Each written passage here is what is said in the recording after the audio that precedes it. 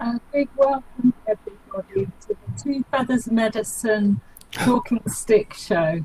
So, Dale can't be with us tonight because last time I spoke to him, he was busy trying to put up bunk beds because he's just moved house.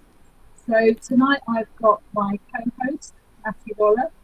Matty, if you want to say a few words about yourself, just introduce yourself in case we've got some new listeners and viewers. Sounds like Laura's underwater. Does it? Hello, everybody. I'm Matt Waller. You all know me. We've stolen Dale's show. Took some time out to come and talk about archetypes. I hope it doesn't continue the way it was backstage because that was a little bit personal. Thanks, David. Can you hear me at all? Because it's going to take me a while. Just sound like you're underwater a little bit. I can hear you. Okay. As long as you can hear me, fine. So I'd also like to introduce David to introduce himself for people who don't know who David Ellis is. We'd like to welcome David Ellis as our special guest tonight. Oh, yeah. Yes, a few words about I hear you yourself, because David. you sound like you're underwater. Right. So, hi guys. My name is David Ellis. I don't know what I want to be when I grow up. And my role tonight, however, I'm going to be the shrink, the psychotherapist. I suspect the spiritual psychotherapist. So I'm here with some really good people, and we're going to be talking about everything that ails you. Thanks, David. And we'd also like to welcome Amy, who is one of Andrew's current mentorship students. Amy, do you want to say a little bit about yourself? Hello, everyone. Yeah, and I am part of the Earth Nouveau Hub group that we come weekly on Wednesdays. And tomorrow I'll be interviewing Patty Lucia and her new book, Perilous and Beautiful. So if you want to join us, details are on Facebook. Patty wrote a new book and didn't tell me. What the hell? What? Oh, Patty, you're going to have to come on. We're going to have that discussion. Yeah. And also, I'd like to introduce Mary Kilcoyne, who many of you will know already. I did mentorship with Mary. We were one of Andrew's best students in 2018. Mary, do you want to say a little bit about yourself? Hi everyone. I must apologize for not having a camera. My camera is not working on my laptop, but my sound is, so that's something. I come from Ireland. At the moment, I suppose, what am I doing? I work as a counselor, psychotherapist.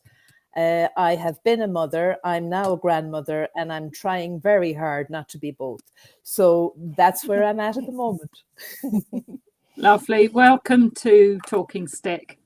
Matty, can you take over while I sort out my audio, please? Absolutely, I can. Yeah. So I do believe we are discussing archetypes. So I'm probably not the best person to lead this conversation. David, I know that you are very familiar with this subject, so why don't you kick us off and I can take on from there. Okay, so I suppose the topic of our discussion is psychospirituality, how archetypes run and ruin our lives. There seems to be a lot of misconceptions around the concept of archetypes. Some of the archetypes are particularly important for spiritual people, so probably we should get into an idea of what an archetype is. Yeah. An archetype is an essential idea. It's an essential idea form. That's what it is. Okay, so I suppose we could start the show by demonstrating what an archetype is. So if I asked the audience, for those of you watching, what came first, the chicken or the egg? Go ahead. Answer the question. What came first, the chicken or the egg? Many people don't know the answer to that question. If you guys are listening, you can answer inside the chat. Or anybody want to hazard a guess as to what came first? The egg. The egg. I was going to say the egg. Well, you'd be both right and wrong. Let me explain. The concept of chicken egg nest came first.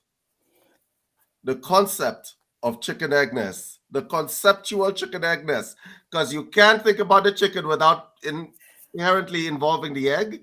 And you can't think about the egg without inherently involving the chicken. So some great beings somehow sat down and thought, I'm going to make this life form. It's going to be delicious. And it's going to produce these things that are also going to be delicious. And then you had the concept of chicken egg nest coming into play. This is coming from a vegan. I don't eat chicken, so I don't know whether it's delicious or not. But from the Kentucky Fried, I assume that it's delicious, okay? So the concept of chicken egg nest came first. The conceptual idea form for chicken and the egg came first before the chicken and the egg was birthed into creation. And so archetypes are kind of like our essential hardwiring, right? It's what we came in with, okay? It's what determines who we are as people. It binds us to a certain degree. And these conceptual idea forms are buried very, very, very deep within our being, very, very deeply within our beings. And it's part of the mind that we usually call the superego or the superconscious mind. And you might say that that's where, if you had to, from a psychotherapist point of view, where spirituality resides, it would reside in that aspect of the mind specifically. Spirituality is an all-encompassing idea, but if you wanted to find it in its most essential forms, as from a counseling perspective, it would be in that aspect of the mind. So, David, would you say that the archetypes are a form from conditioning, or whether it's hardwired? A little bit of both. It's hardwiring. You don't teach a kitten how to hunt. It just comes in with that hunting ability. Okay. You're not going to teach. And here's the thing: there's the argument to be made. You see, psychotherapists back in the day weren't restricted in the way they ran experiments. So there are a few notorious psychotherapists, and I'll bring one of them into light. Watson. He wanted to find out what the essential emotions are, right? And so he experimented on babies in a nursery. Oh my God, I can't believe I'm actually. So what he did was that he got this baby, right? And he gave it to a nurse, and the nurse would cuddle this baby and stuff like that. And the baby would reach for the nurse, curl its body into the nurse, and so on. And he said, so that now I know that's a pure emotion, and that would be love. Okay? All right? Now, whether or not it was love or just dependence remains to be debated, but he was doing an experiment. Then he had somebody else feed that baby, and while the baby was drinking, he snatched the bottle from its hand violently. And the baby's mouth made a little O, and right, it seemed agitated. It says, that would be anger. Well, duh, you just stole my milk, right? And the third emotion was he had this baby cuddled and fed and put down, and the baby was asleep, and he took the baby from the pram and he threw it up into the air, literally from a sleeping position.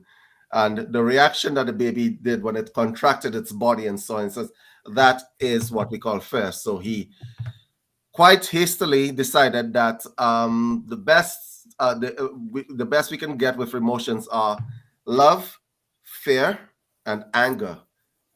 And every other emotion was their shades of that emotion. So you're probably thinking, what the hell were these psychotherapists doing back in the day? Well, they were doing stuff, right? They were experimenting. Throwing babies around. With babies, yeah, pretty much. And so this is an example of essentializing idea forms, right? But these are just emotions.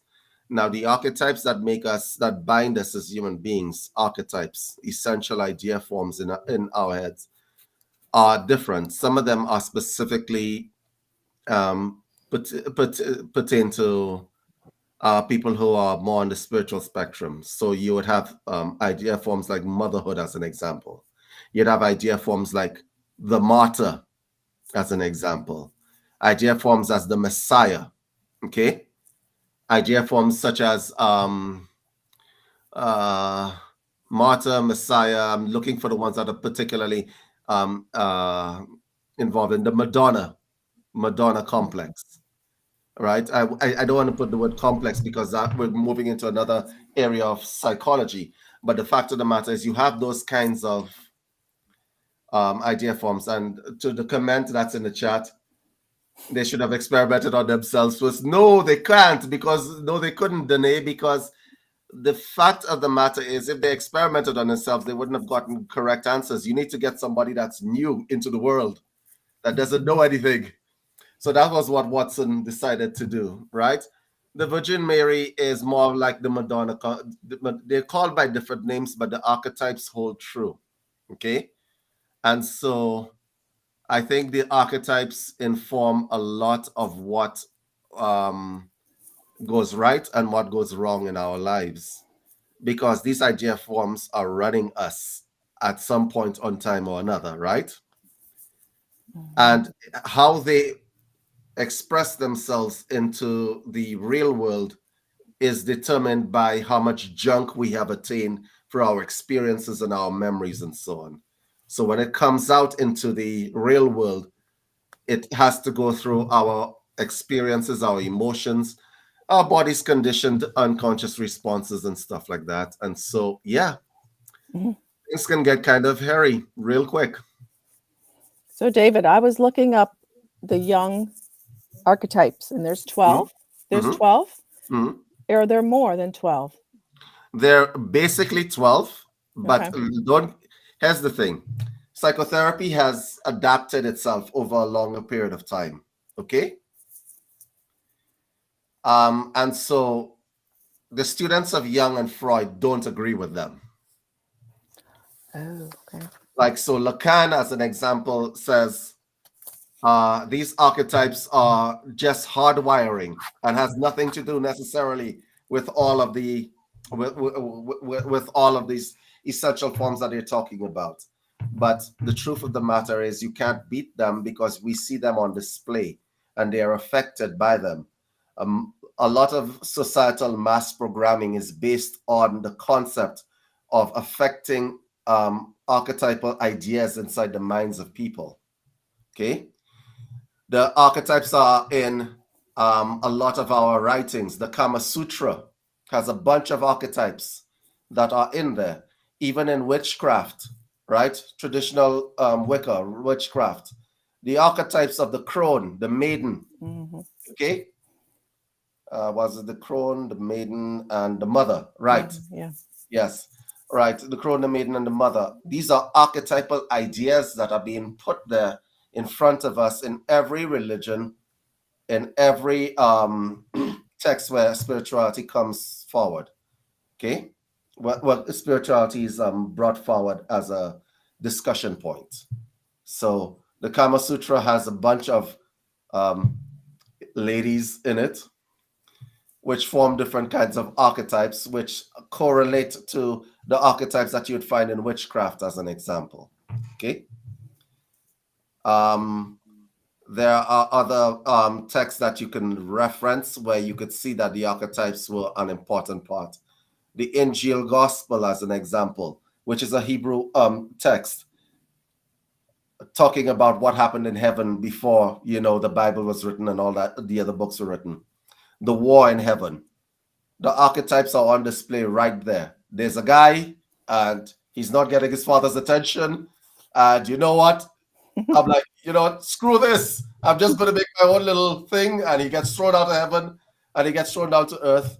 And ironically enough, the same thing happened to Adam. He turned it around and got Adam kicked out of the Garden of Eden through Eve, by the way, who is, and you wonder why misogyny is in every religion, because if it wasn't for Eve, we'd be still there, right? Theoretically, that's what the men say, right?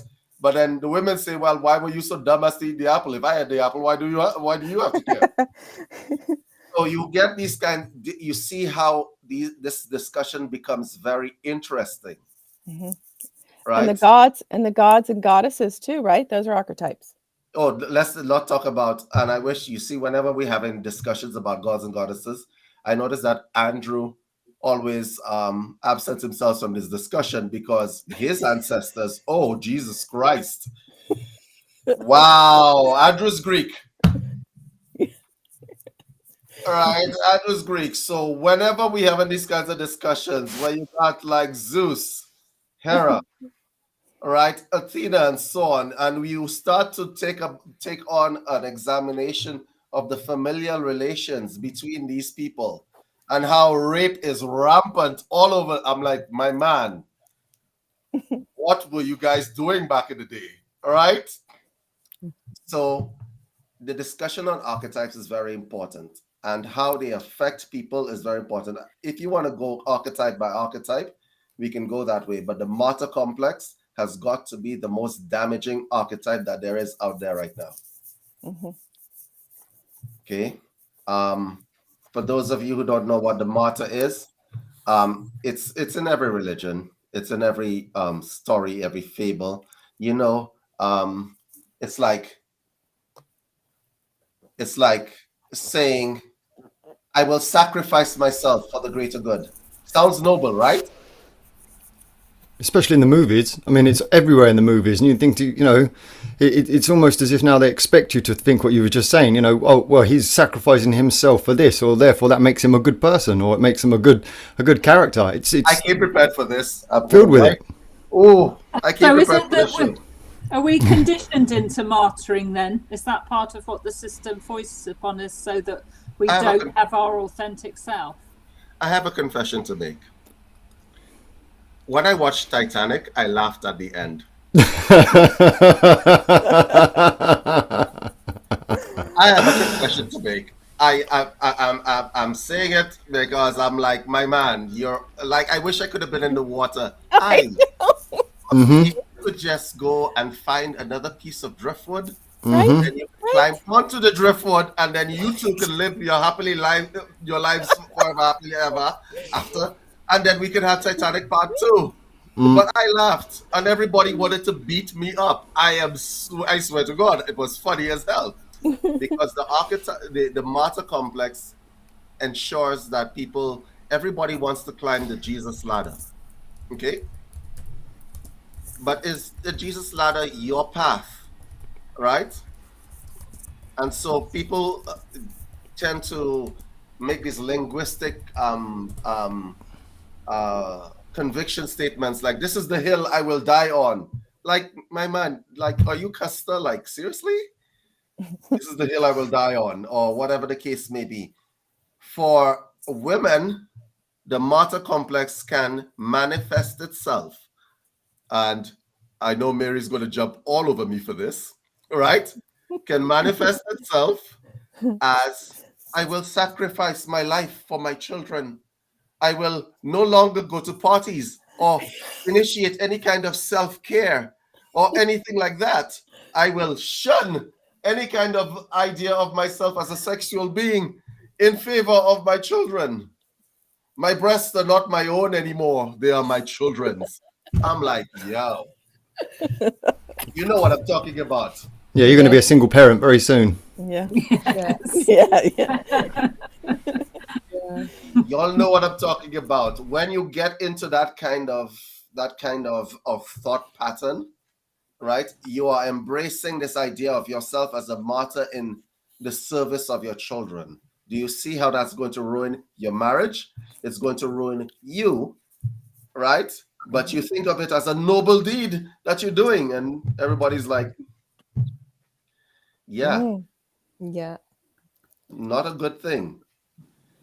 But the martyr complex is also a good thing. Go ahead, Mary. You can jump all over me for that. No, I was going to say, David, I suppose that's the trick, isn't it, of trying to marry the two, not losing the sexual being that you were before you had children, to getting immersed completely in motherhood.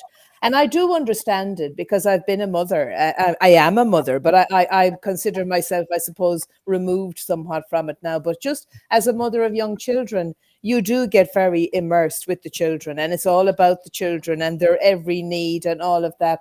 And I was just saying before we came on air there to Matty that even in the world of nature, if you observe the wild animals, the lion and the lioness, like the lioness devotes her life utterly to the young cubs, and she will not mate with the lion even until the cubs are at a certain age and they're able to fend for themselves. So it's something I think that's innate in the female archetype, that we sort of devote ourselves to the young and the needy. And I don't know, is something wrong with my sound there? Am I here? No, you're just fine. No, we can hear you. Yeah. No, I just heard a bit of fuzziness. So I do understand what you're saying, David, and I do understand how difficult it is to marry the two and not to lose yourself utterly and totally to that role, which you can do very easily. Mary, I actually have a theory about that. Except every time I wrote a thesis about anything in school, they usually triggered my professors quite a bit, so I stopped writing. So I have a theory about that, because let's break things down to the essential, the simplest form. Having kids hurts. It's painful. Labor is not a pleasant medical experience, yeah? In order for you to do that more than once, remember, more than once, Yes.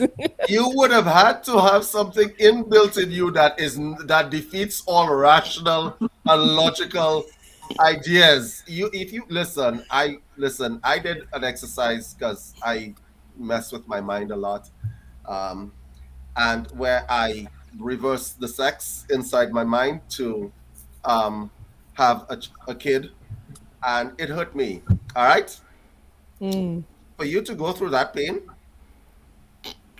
and do it again, as in there is now more than one child that you are responsible for bringing into this world, you would have had to have some inbuilt construct of forgetting, massive forgetting of the torture that you went through to do that again.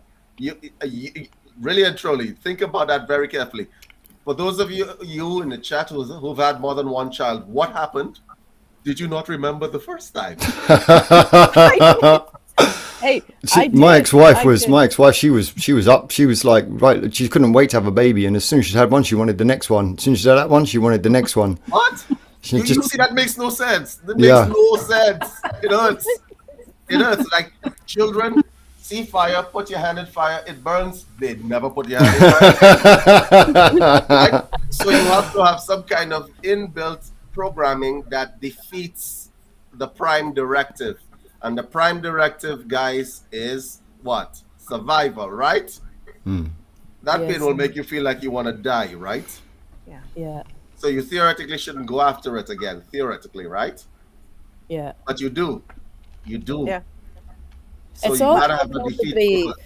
It's probably too, David, the whole idea of procreation, that's inbuilt in us so strongly. Yes. Yeah. Yep. Survival of the species is hardwired. Yeah, but you see how things the archetypes defeat each other when they need to be. Yes, exactly. Because if you had to take the archetypes and go and analyze any Hollywood movie, like Titanic, as an example, oh, I won't leave you because you'll be lonely on the raft all by yourself. Oh my God. Every time I can't stop laughing at this. Yeah, it's ridiculous. It's ridiculous. And then you end up as a popsicle at the end of the movie. We don't get Titanic Part 2, right? No. And now she's definitely on her own. She's about as on her own as she can possibly be. We don't get Titanic Part 2. We could call it Ghost or something. And I'm like, that doesn't make psychological sense. You would have to have a sort of that's a malignancy of the whole idea of self-preservation. And I'll explain to you what I call it a malignancy because of this.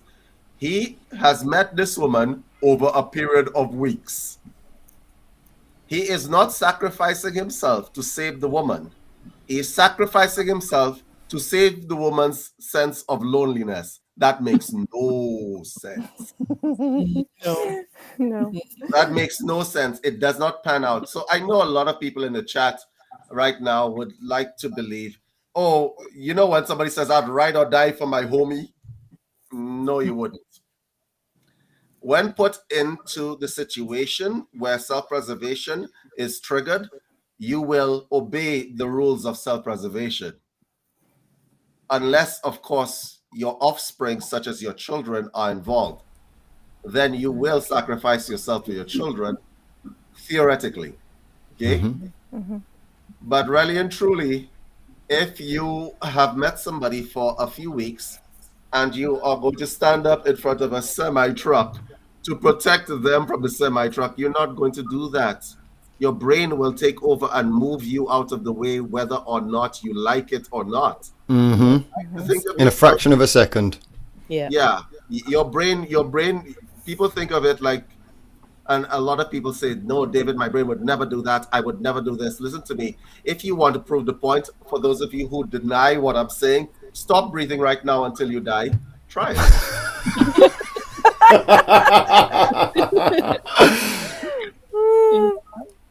Try it. I mean, like, as an experiment, like, let's have at it, man.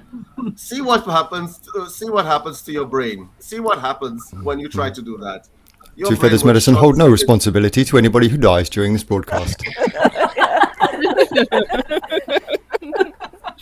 Your brain is and short circuit all of your efforts to try that. Okay. So a lot of people tend to tell me, well, David, what happens to people who commit suicide?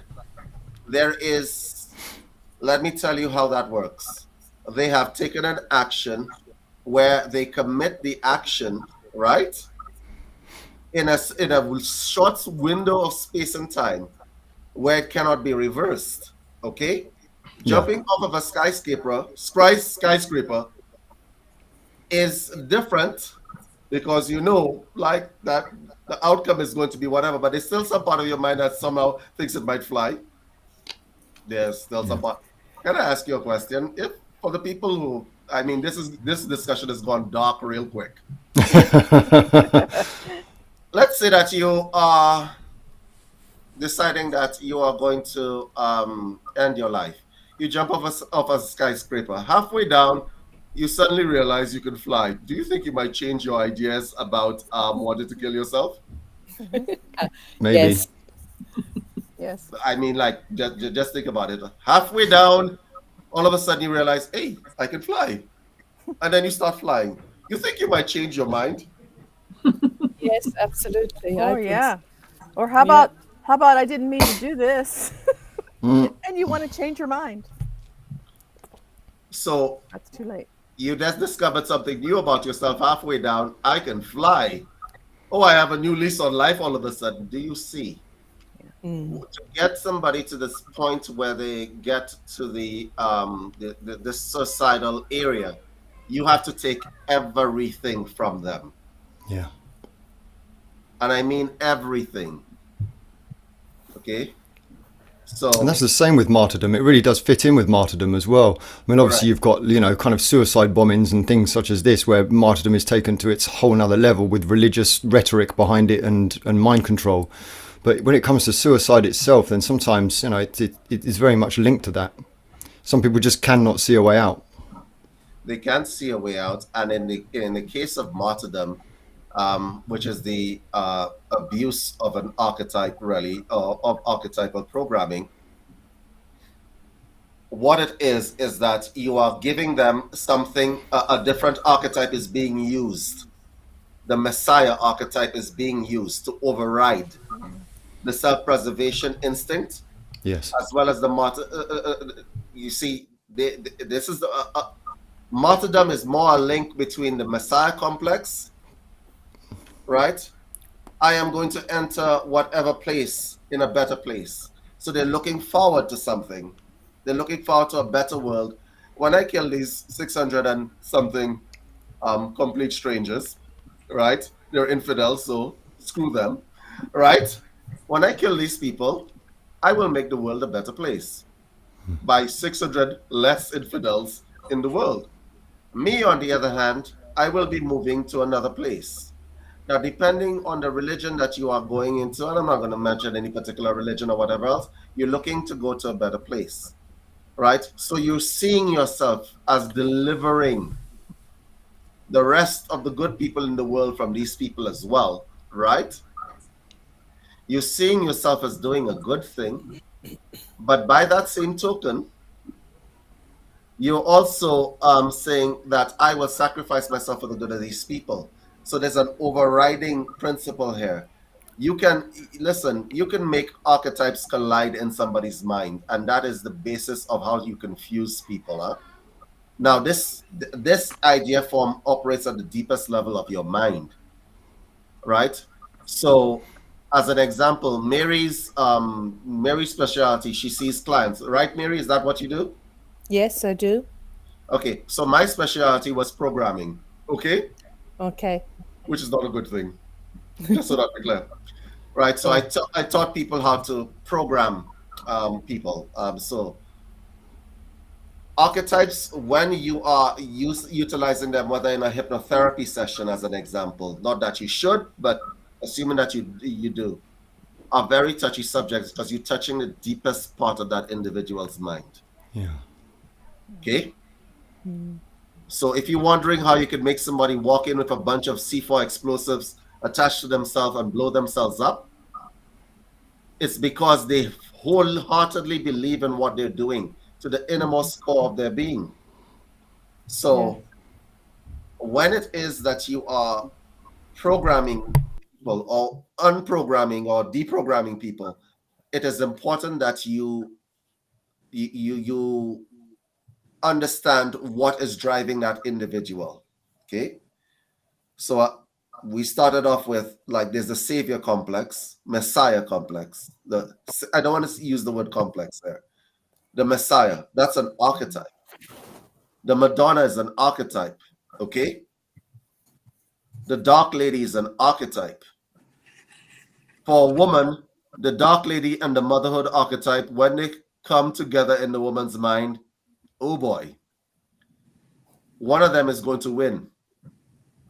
And it's going to be the motherhood archetype 9 times out of 10, because the motherhood archetype is linked with the idea of procreation, hardwiring. Okay.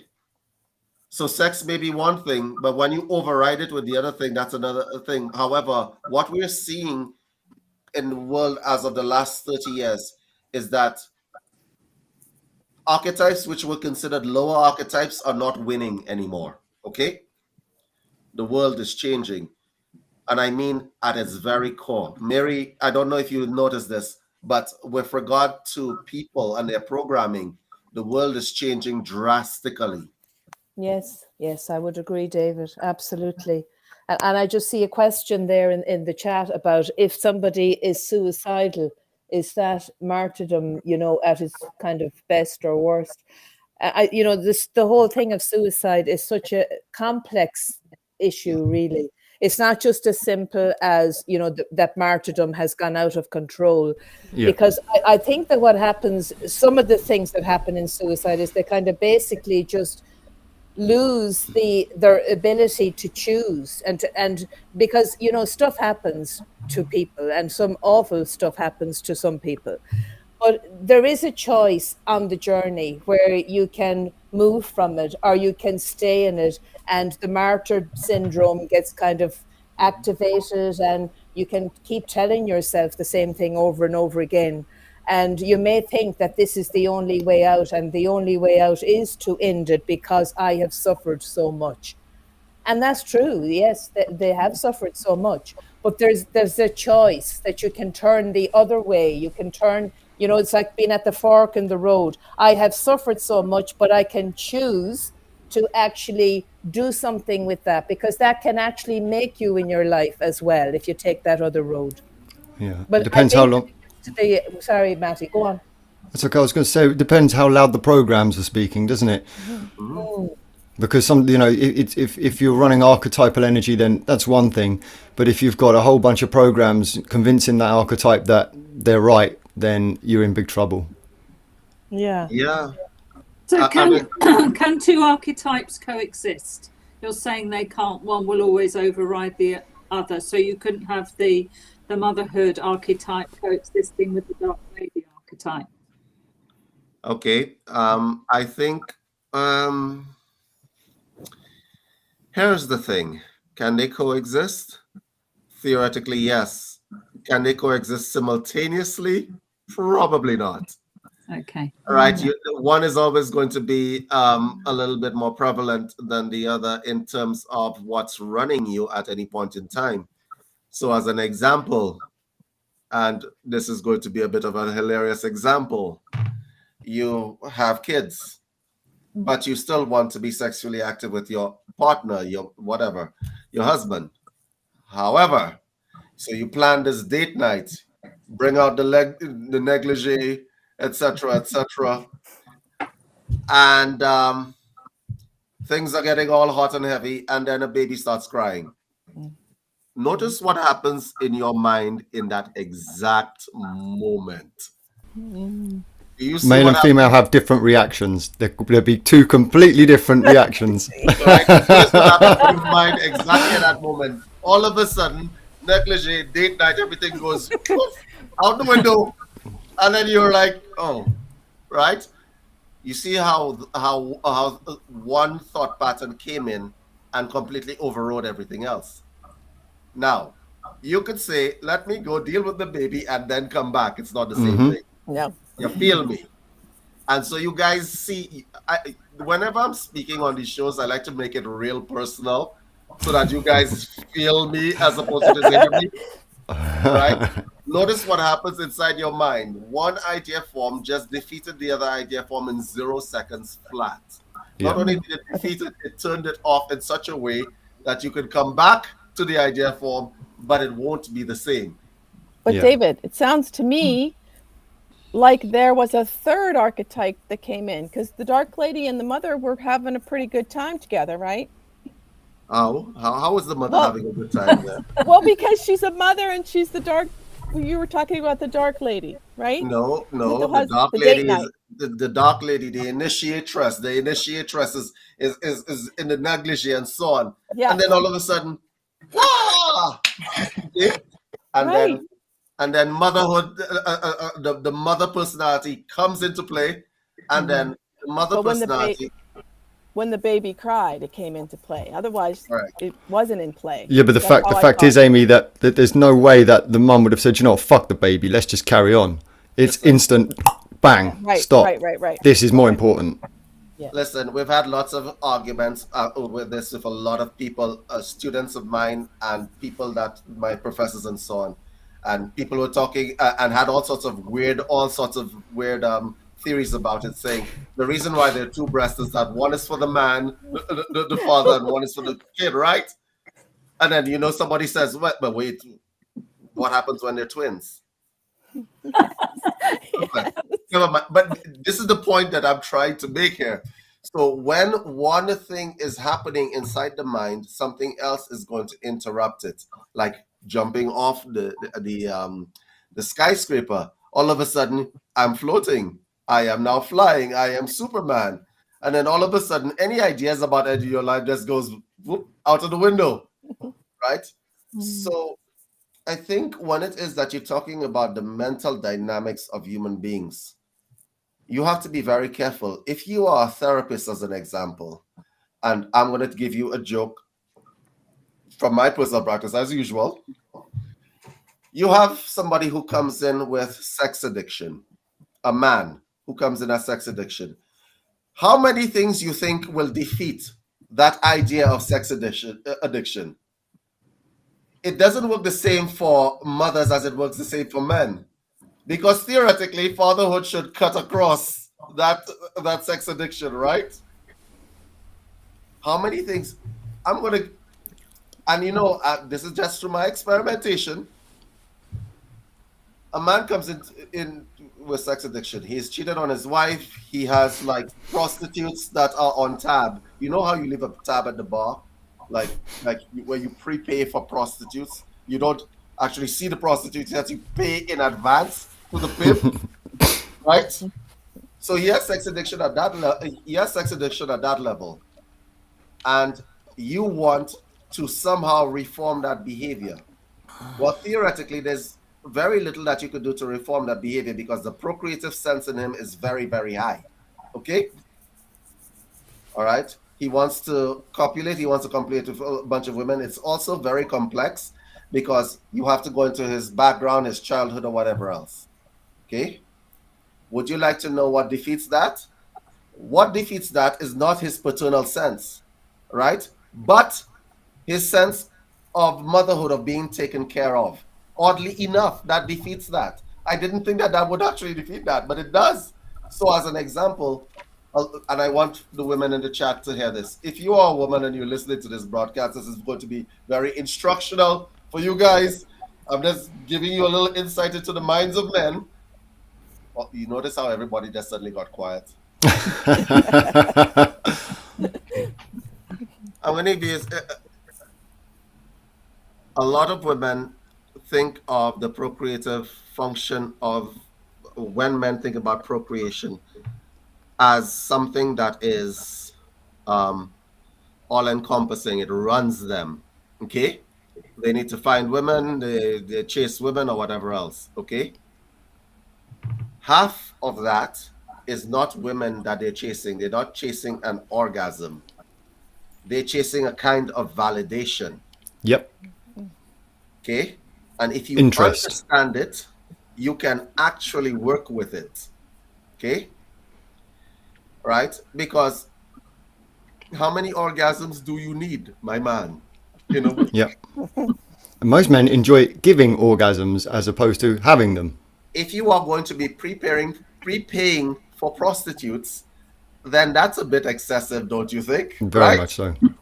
So, half of it is the validation that they're seeking. And a lot of it is that they want the connection with that motherhood force, which they cannot get. So Freud, in his weird theories, was actually partially correct. Mary, you know Freudian theory, right? Yes, yes, I do. They want to crawl back up into the womb. They want to crawl back up into the womb. They just don't know how to do it without, prepaying for a bunch of prostitutes that they haven't even seen yet, right? And that's an actual case in my office. I had to actually walk this man through what he is looking for in these women.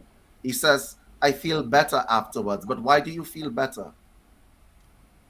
Break it down for me. What do you feel better? I feel okay. I feel like, and then one day I had a breakthrough with him and he says, I feel she accepts me. She's a prostitute. She's paid to accept you. Like, you see the illogic of that, right? Yes. She's paid to accept you. However, right, what he's looking for is the acceptance. He wants the love, the mother love, so to speak. Yeah, she's going to say yes to everything. She's going to be agreeable. She's going to be pleasant and kind. And, the wife at home is probably scratchy, not wanting to do the things he wants to do, argumentative, or any of these sets of different things that come along with, with these kind of relationships. And probably tired, Matty. And all of those things. All of those things. Yeah, and maybe has issues with the partner around the family and the children. Because you see, that doesn't come into it with the stranger. This space between the man and the stranger is clear. It's empty. So there's no agenda there already. Whereas there is agendas in the relationships where they're living together and they have, and that affects how they meet then sexually. And sometimes you can barely get a word in sideways. I know with my children and my ex-wife, sometimes we can't even have our own thoughts. We'll be trying to have a conversation in the kitchen and 3 or 4 kids will come and just literally take our thoughts away from us. And so over 20 years, we didn't even know who we were. Yeah, but notice that there's conditionality built into the relationship when it is that. So so men generally tend to, the word accept, she accepts me, is key, right? Yes. Because they're looking for that motherhood condition where there's unconditional acceptance, right? Yes.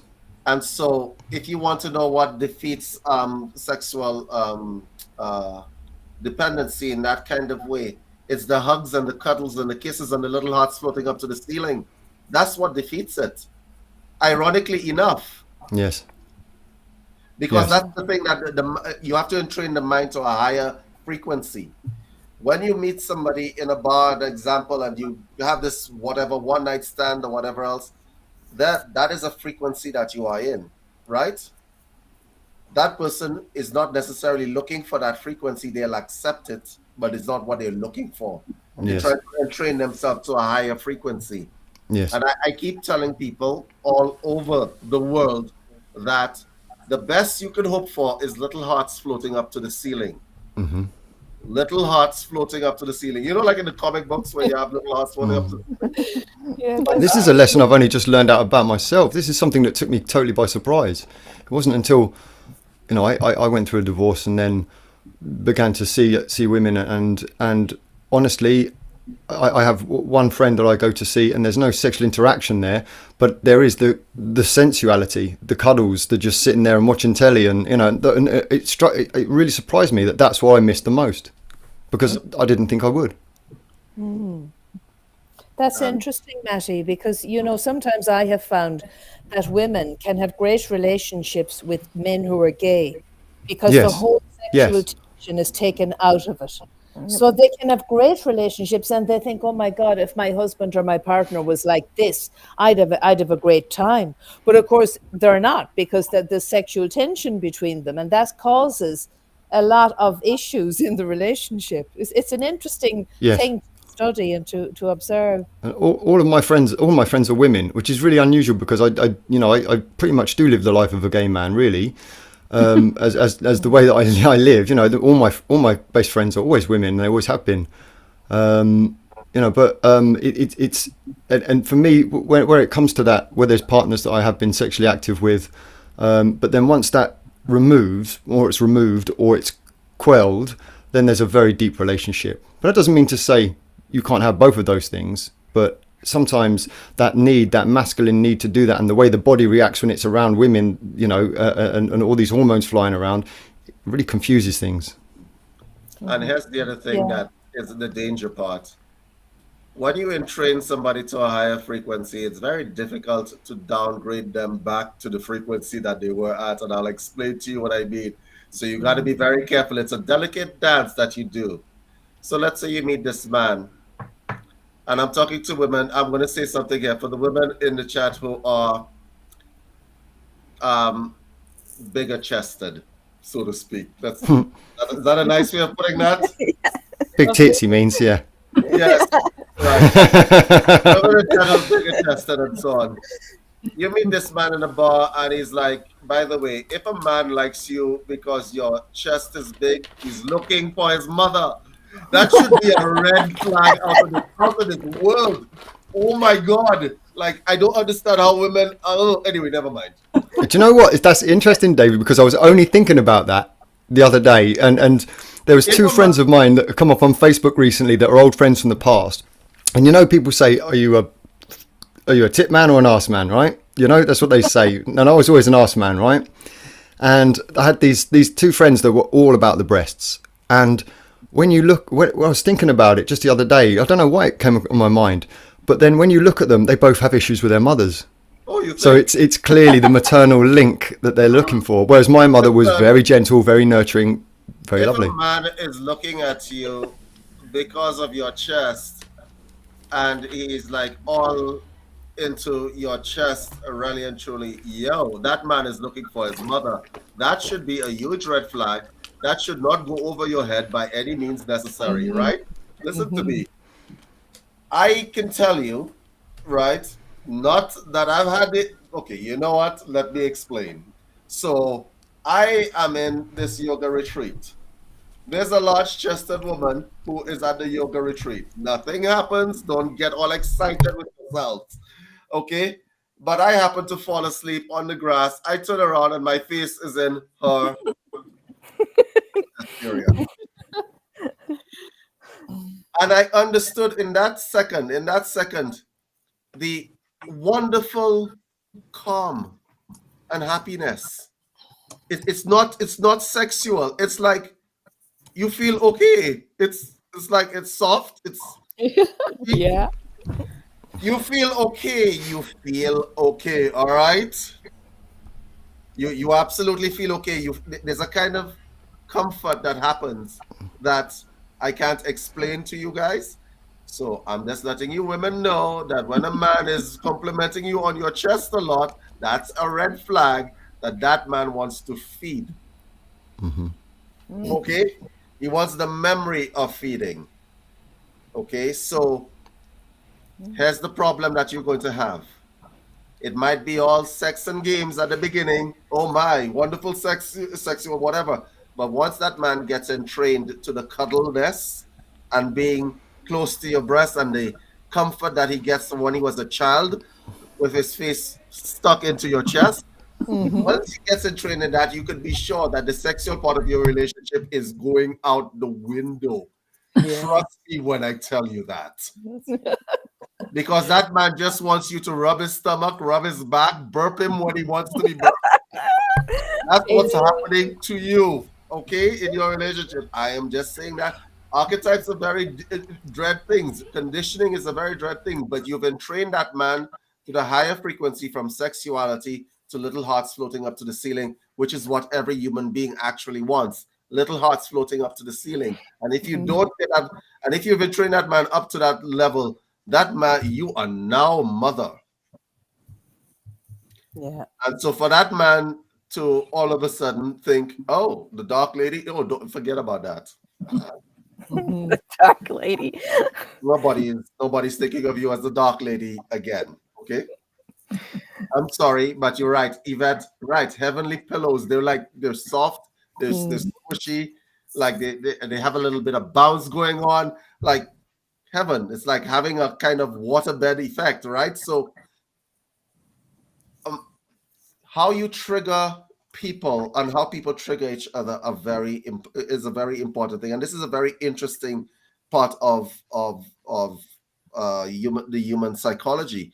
But in terms of spiritual people or people who are into spirituality, y'all are all looking for little hearts floating up to the ceiling. That's where you're starting from. And you see how you made your lives difficult. Now, y'all could have been just like everybody else. You could have been at the bar with some friends. You could have gone to some bar fights, spend the night in jail. But no, you decided to go on another path, and you're going down this esoteric path, which is trying to point you towards little hearts floating up to the ceiling. What is the flip side? What? What is the flip side? What is the flip side of the woman with the man? If the man is that with the woman, flip side? She mothers him. She mothers him. She mothers him. She can't help it. Does all his washing, washes up all of his stuff, makes all of his food. I'm going to tell you all something. No, what does the woman look in for a man? Like, men don't have big breasts like the man likes the woman. That's what daddy issues. Daddy issues are big. Yeah, daddy issues. Yeah.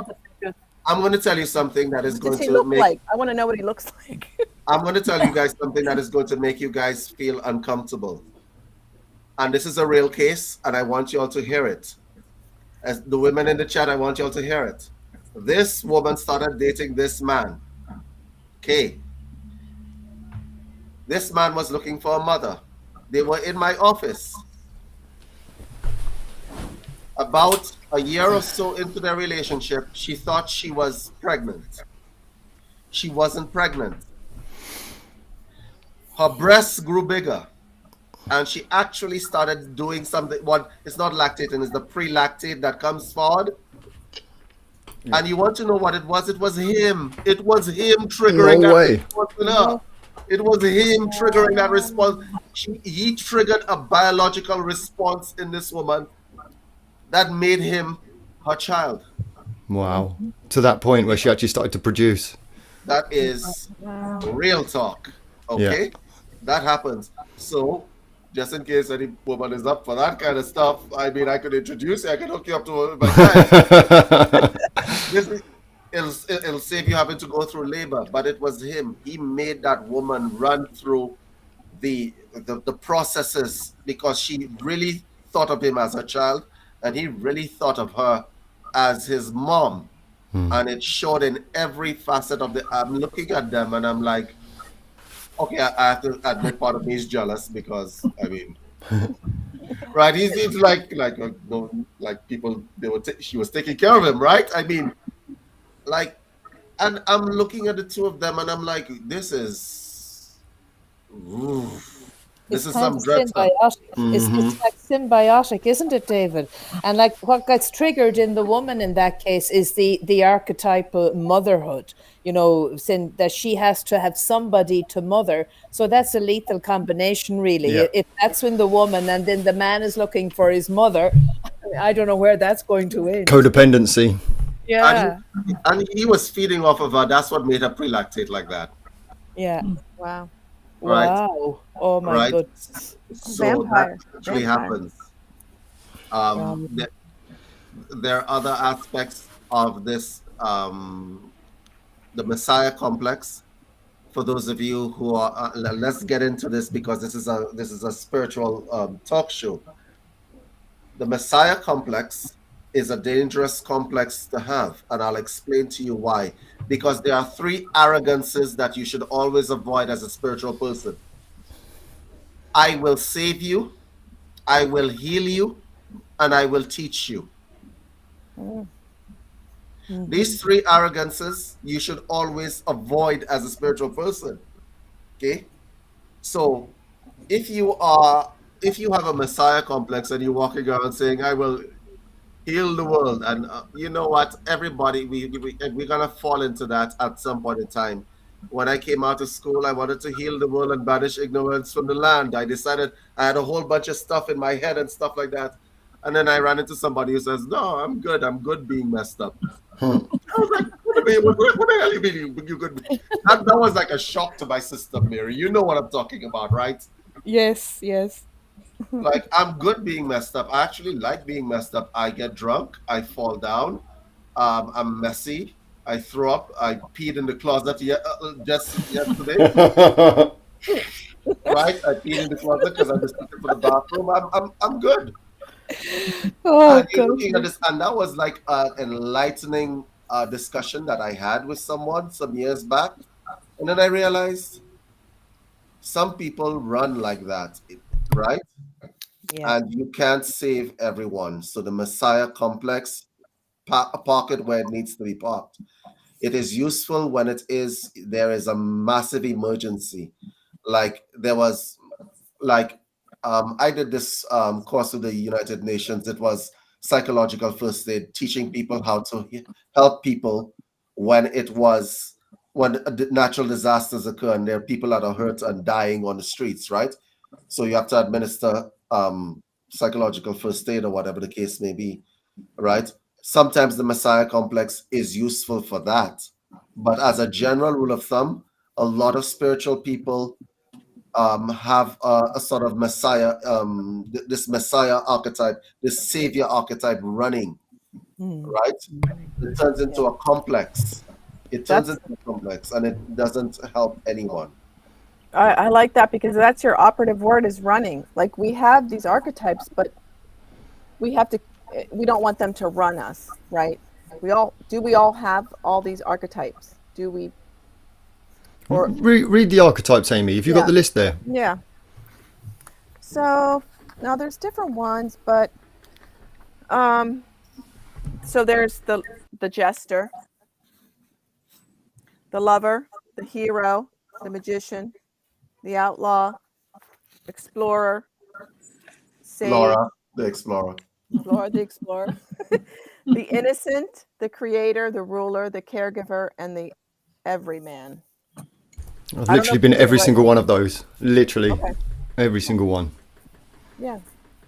So I think they're all within us, right? Within the. Yeah, absolutely. But they come and go in our lives depending on the requirements of where we are on our journey. I think initially that they get fed a lot by the conditioning of the family we're born into and the type of religious beliefs that family have and the type of beliefs even that they have without them being even religious. So the certain ones that get fed at that early stage more than others, and they can get developed more than others. You'll often see from different parts of the world, like, sorry, Laura. Sorry, Dan. So they're like a survival mechanism. Mm-hmm. Probably, yeah. I think they play the roles in and out, right? And here's the problem: there's not so much of a problem. The roles come in and out depending on the circumstance, as Mary pointed out. But it also comes in and out depending on your conditioning. There are some people that identify more or have a stronger pull to a particular archetype. And yes, you could say that it has to do with their bringing and stuff like that, but it also has a lot to do with how they process as well. Okay, so I mentioned the subconscious, and people their traumas and so on determine a lot of what's going on with them. Okay, Yeah. their traumas that they experience as they're growing up. So mental health is a very delicate balance between what you are experiencing in the now and what you have experienced in the past, and all of those archetypes that are pure idea forms. Yes. Okay, so you can't say that even the outlaw is a pure idea form. Yes. Yeah. Right? So if you are in the archetype of the outlaw, this bad boy kind of archetype as an example. Okay, Yeah, it says rebel, revolutionary, misfit, and wild man or wild woman. okay. Yep. Yeah. Even when you're inside that sort of archetypal idea of yourself, and we have it as this idea form, we know what it is. You will trigger the archetype of someone else. Somebody's going to want to mother you and try to put you on the straight and narrow. And somebody's going to trigger, oh, I need to be with this person as I did in the class this weekend, right? Like, I want to be this person's lover. Okay? That archetype has been with me my whole life, my whole adult life. And it amazed me how many women would go for it, as opposed to somebody who you know is going to behave perfectly agreeable. That's the best way I can say that, being polite, if that makes sense. Makes sense. And are we using them to express a part of us that subconsciously is helping us heal that part? For example, we all have the class clown or the jester, or somebody who messed around in class or made funny jokes during class, which could cover up their insecurity or their lack of self-esteem. So it comes out in wanting to make jokes. Is that or depression. So that would be a form of wanting to be accepted. Yes. Yeah. So Or depression. So we're using them as a form of acceptance as well. We're taking on these different archetypes. Yeah, I think they get rewarded, Laura, in certain circumstances. The different type of archetype, like the rebel or the trickster or the joker, and they kind of get rewarded. So the person learns at a young age that, this works for me. I will get attention, and as you said earlier, I can survive better if I adapt this type of role. And it becomes part of the Sorry, role. Mary. Yeah, is it also a form of expression? So I'm just looking at myself, because somebody called me Laura the Explorer, which stuck. So I kept with it, because I am an explorer. I like new paths, spiritual paths, not just physical paths. So an explorer is being described as an archetype, but I'm not only that. So I'm only using it as an expression probably of my spiritual self, which is partly me on the journey now. Is not a full-blown archetype. I mean, I'm not always Laura the Explorer. No, Laura the Explorer to me feels a part of you that is very innate. It doesn't feel like a part that you adapted because you fitted into the world better. It feels like that was something innate in you that you wanted to feed and explore more for yourself and your own growth and development. So I suppose that's an interesting thing you've brought up, because it does show the different kind of energy that's behind the formation of different archetypes, and maybe at different stages of our life we adapt different types. Maybe when we're older we don't need to be the trickster as much, because we don't need that attention like we did when we were younger, and we kind of go more deep into our psyche to try to develop whatever it is that's there that we long to develop or get to know more. And some of these archetypes may be pure authenticity. It may just Yes, be authenticity, you know, which in which case it's not really going to be destructive. absolutely. No, but once again, we can't let any of these run our lives, can we? No, Or can we? we can't solely define ourselves as an archetype. As an archetype. Here's the thing. There's a lot of argument that says there's an argument that says we are the sum of our archetypes. I tend to disagree with that, and I say this in all sincerity because in doing meditation, what archetype is present when you have gone into trance? That's a question that I throw out there. If you are meditating and you are in trance, what archetype is present? Is there any? My answer would be none. You are free of any archetypal energy at that point. I would agree too, yeah. Yeah, so that tends to suggest we are more than just the sum of our archetypal ideas or whatever. Indeed. Because in the space of nothingness, you find, well, something that oddly is so twisted and whatever, right? In the space of nothingness, you find that, oh, I'm still here, but there's nothing else. Yes, So yes. I'm still here, but there's nothing else. And that is where we get that. So I suppose if you wanted to extend this conversation in the realm of mythology or whatever else, we have the idea of the prime creator. What are his archetypes? Oh, I'm sorry. Did I just throw that into the chat? Yes. Yeah. Are we his archetypes?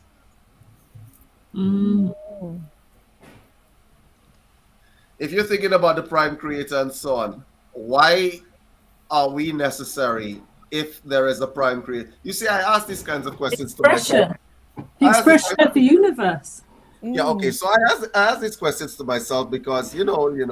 No, you're right there, David. I enjoy a little bit of self-torture every once in a while. You know, I mean, like, let me ask you a question, okay? Let's go from the Christian perspective. If it is that you have a God and God is omniscient and he's omnipotent and he's everywhere, he's all places and all things, right? He's omnipresent as well. And I'm like, if you know everything and you can do everything and whatever else, why are we necessary? Experience. For the experience of it. That's but from the Christian perspective, there doesn't seem to be much point in having your creation. But you don't learn anything because you already know everything. You see, yeah. You don't learn anything because you already know everything. You can't do everything, so you could actually learn what you can't do to get done. Yeah. The kind of things that blow my mind. So I'm like, why are we here? Why are we necessary? Because here's the problem. If you can't answer that in the prime creator, you can't answer that for yourself either. And I'll tell you why that is. Why do I have these archetypes? What is the point? Why? To experience life? Okay, I'm experiencing life, right? But then when I meditate, I am still there. Okay, let me just slow this down before I put my own self in a mind twist. If when I meditate, I am still there and they are not the presence of archetypal influence, so to speak, right? What is the point of having archetypes in the first place? Why? Why are they there? So that when I wake up, I go make myself miserable? Why? I don't understand. I don't understand that. If the prime creator is omniscient, omnipotent, and omnipresent, then what was the point of the creation to start with? You see, this is where we get all messed up, because then we get into this idea of, well, it's necessary because of experience and people learn and grow and so on. What is the point if you're omnipotent? What is the point if you're omniscient? If you know everything, then you don't need to create something to learn something. That you knew already. There we go. Exactly. I suppose part of the journey is really working through to that point, David, that you're talking about, where you're in that meditative state and you're free. Like that feels to me like the real authentic self. Yes, agreed. So I'm wondering if the whole point of all of this, right? Because I said in one of these broadcasts, I used to do experiment with my brain a lot, as you probably could have guessed, because I didn't, I was idle. I'm still very idle. I no longer experiment with my brain as much as I used to due to the fact that I would like to remain sane. But there was a meditation technique that I used to use that asked the mind to understand itself. If you ask your mind to understand itself, it uses its resource. It's a mantra. It's like your brain picks up a riddle. Ask the mind to understand itself. In order to do that, it has to use its resources to understand itself. You get my point? Yes. If not that I'm advising this technique for anybody in this chat, the disclaimer, you do it, you're on your own, right? If you ask the mind to understand itself and you concentrate on that and you hold it as what it is, you have two options. You're going to end up in a state of, inertness, right? Where there will be no further, they will get to a point where you are free, right? Like the Jnana yogis would like us to believe that you get there. You get to a place where you are free. But then once you get to that place where you are free, you're no longer of any use to anything out here in this society. You understand what I mean? Because if you understand yourself and you understand who you are as an individual, there will be no point to all of this. Yes. Does that make sense? Yes, it does. And that's why the archetypes can be used, they're not completely negative or useless. They can be used as an experience as long as you're doing it consciously. Which helps you grow, which helps you evolve. Or just experience life and enjoy your life. Yeah. Yes, as a barometer. So you think that we're purposely made a little bit dumber than we needed to be? Yes. Oh, I am enjoying this discussion right here. Prime creator is laughing. Yeah. Some more so than others, he says. Yeah. Or it says in a 2023 expression. I think about these things, and I think that probably also, okay, so you have these archetypes, and they're the seed thoughts where we are experiencing the universe and universality in segments, right?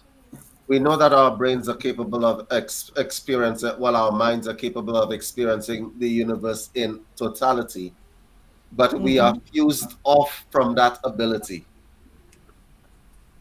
thrown out of the Garden of Eden, as it were, right? We are fused off from that ability.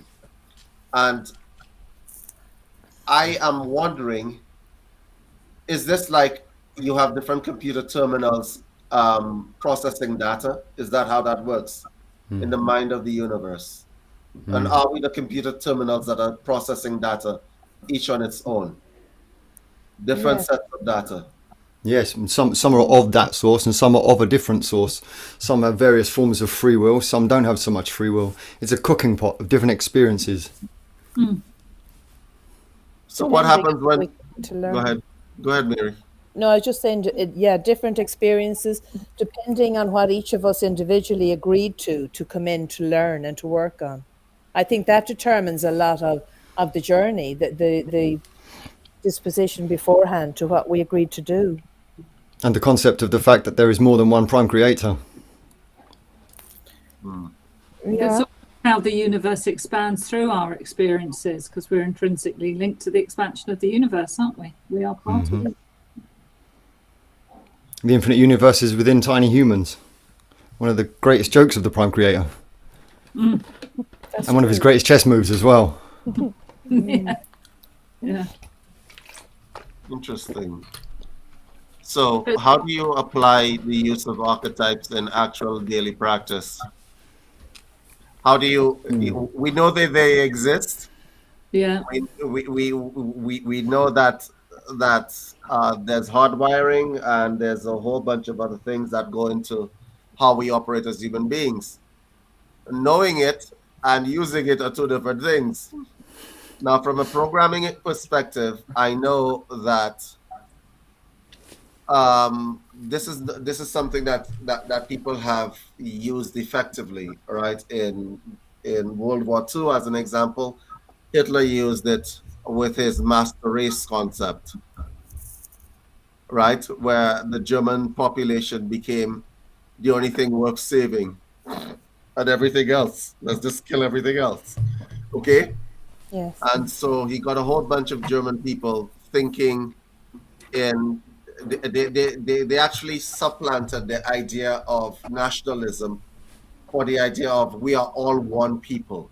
Does that make any sense? Yeah. This man harmonized a concept of spirituality and weaponized it against the whole world. Okay? He harmonized the German population into a sense of oneness, brotherhood, right? An egalitarian society based on a superior race.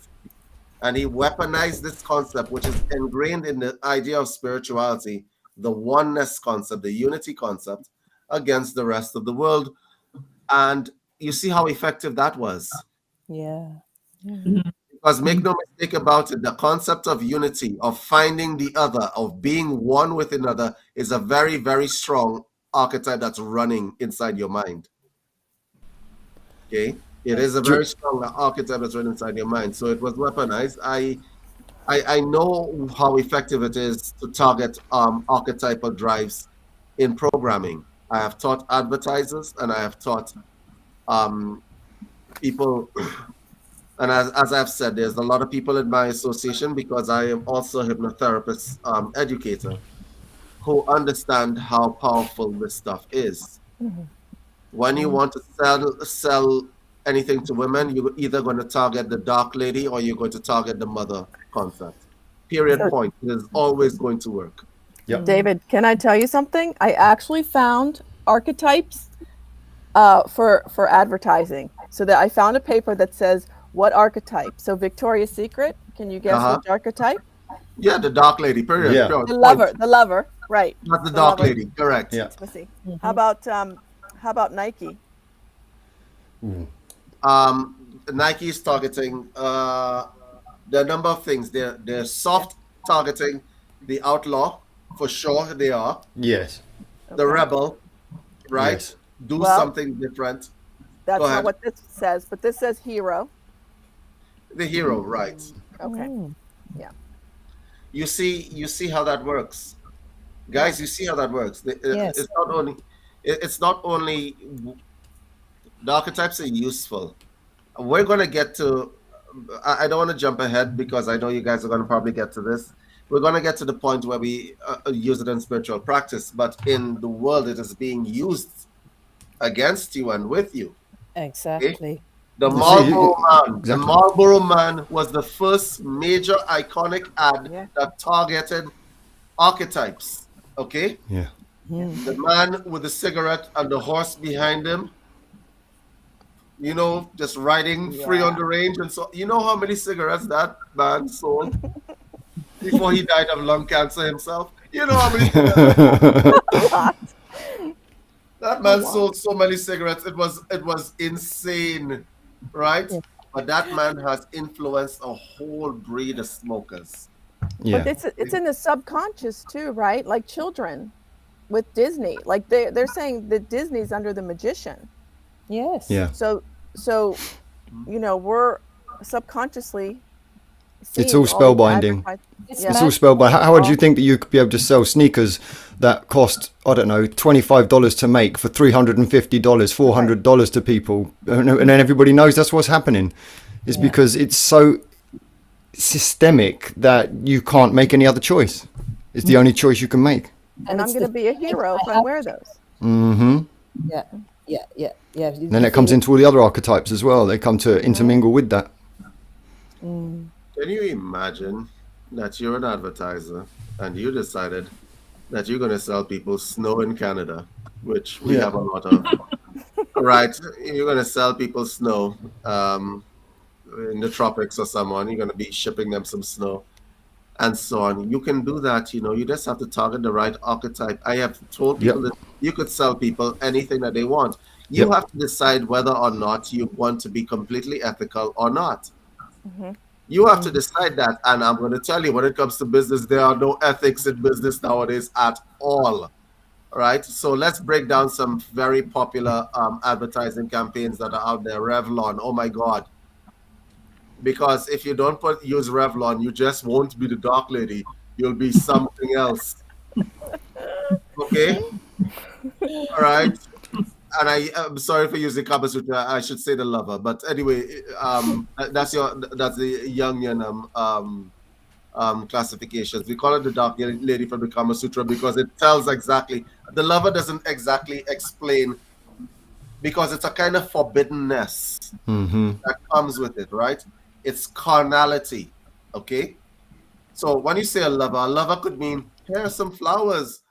I bow and I play a harp underneath your window, but that's not exactly what the lover is. The lover is the dark lady. It's as a salacious, carnal, primal thing. The lover is a primal construct.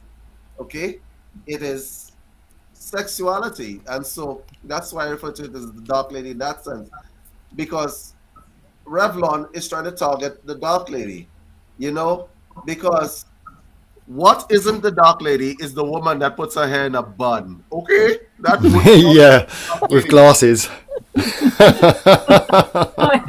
all rationality aside, the woman with the flowing hair, like the shaman in this chat right now with the flowing hair, right? This is wild woman business. There is actually a construct called the wild woman in shamanism. Yes. Okay.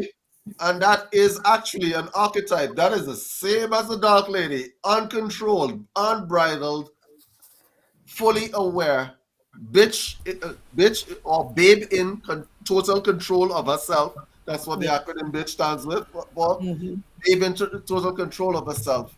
That archetype is a very strong and powerful archetype. That is a high archetype for women. It emphasizes control, right? Yeah. And so witchcraft took it up and made it into that maiden or whatever, right?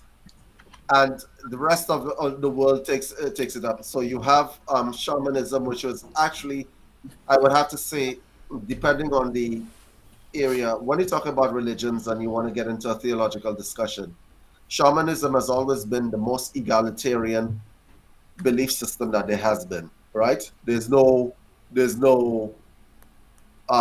hierarchy in that kind of way, right? Especially when you come to original peoples.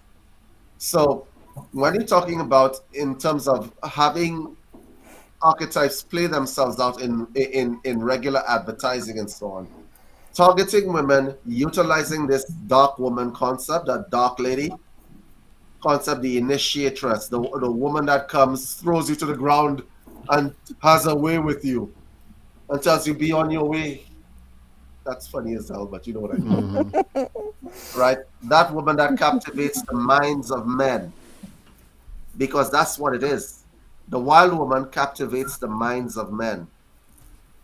Sally with the bun in her hair does not captivate the minds of men. You feel me? Yes. So when it is that women are choosing Revlon, they're not choosing, oh, that might be such a good thing for my hair. I mean, it has protein, it has vitamin in it. Yeah. About that. I don't even know why they say that, right? They're choosing, this is going to turn me into this super babe in control of herself, right? That men are going to see, and I'm going to captivate their minds. And that's what the advertisements portray. And that's what it picks up in the woman's mind, and they decide that they're buying Revlon. So Revlon is a good example. Nike with the Just Do It ad as an example. Just do it. Because, that's the dumbest advice you could give to anybody. I mean, just think about that for a moment. Just do it. Really, Nike? A lot of people who've gone through with the just do it idea are in jail or dead. All right? Right. All right? Red Bull gives you wings? Seriously? Yeah. Yeah.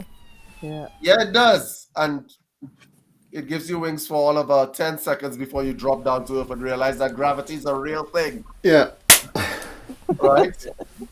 So do we subconsciously access these archetypes to get what we want, Yes. to match our desires? Absolutely. Yes. So in a way, we do need them. All right, dig this, right? Laura walks into a bar, Marty. There's a man at the end of the bar.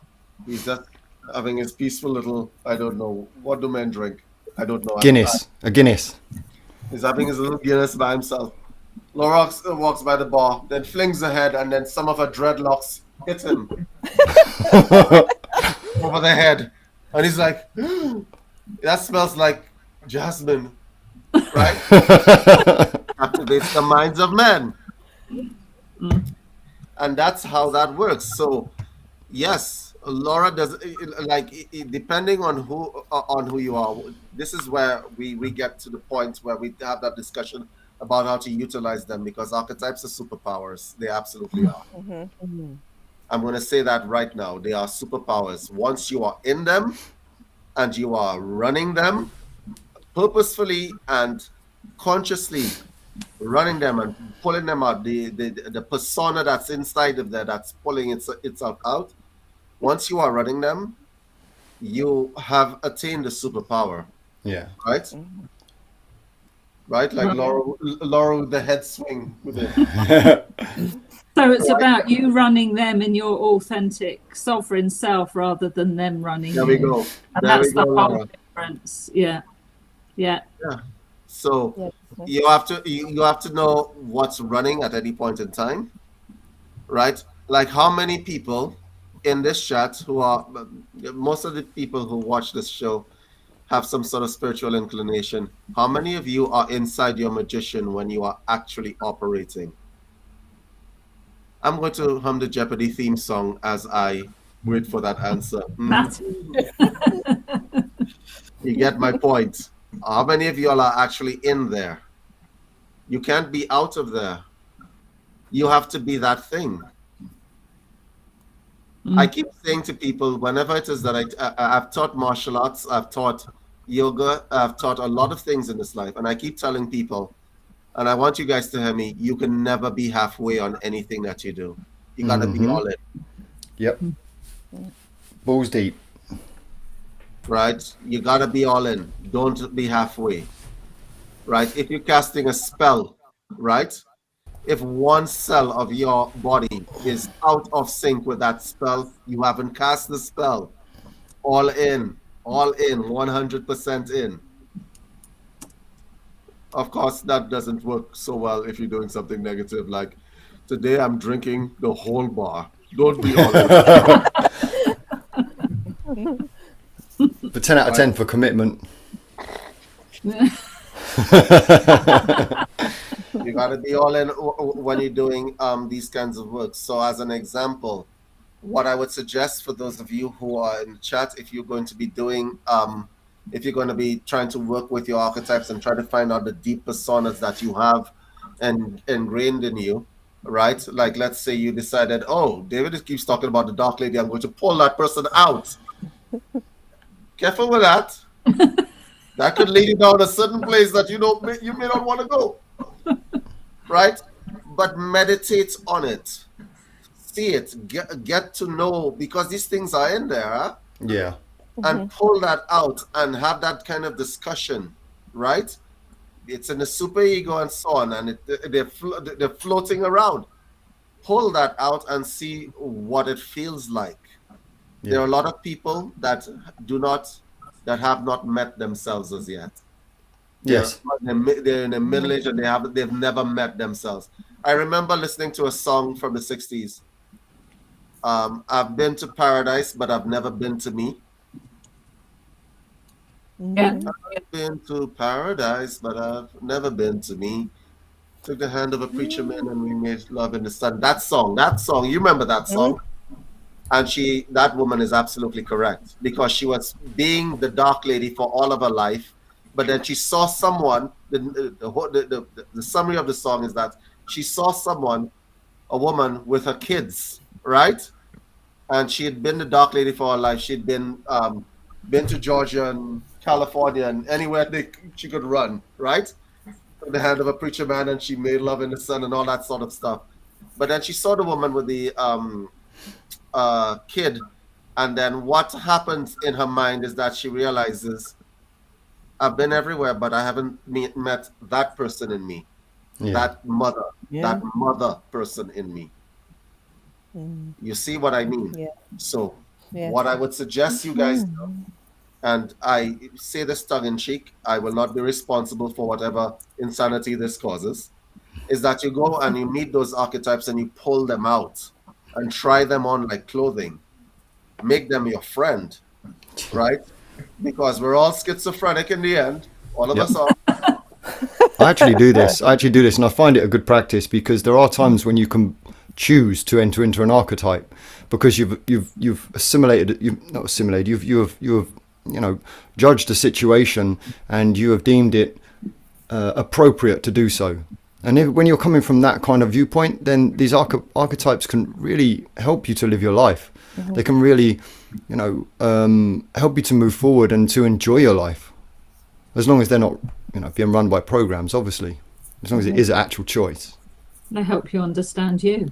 At the end of the Yes, day. exactly. I mean, you can, if you could go from being, let's say, a motherly role, and then go into a situation where you need to be, let's say, for instance, you're going from home to work and you have a meeting and you've got to switch into that masculine mode. There's no point in walking into a meeting still wearing your mother clothes, are there? You're not going to get very far with the board, are you? And so there's it's useful to be able to know what your archetypes are and how you can use them.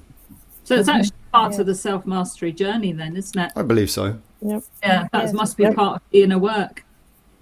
Find out whether you're running it or it's running you. Or the outer expression. Yeah. Yeah.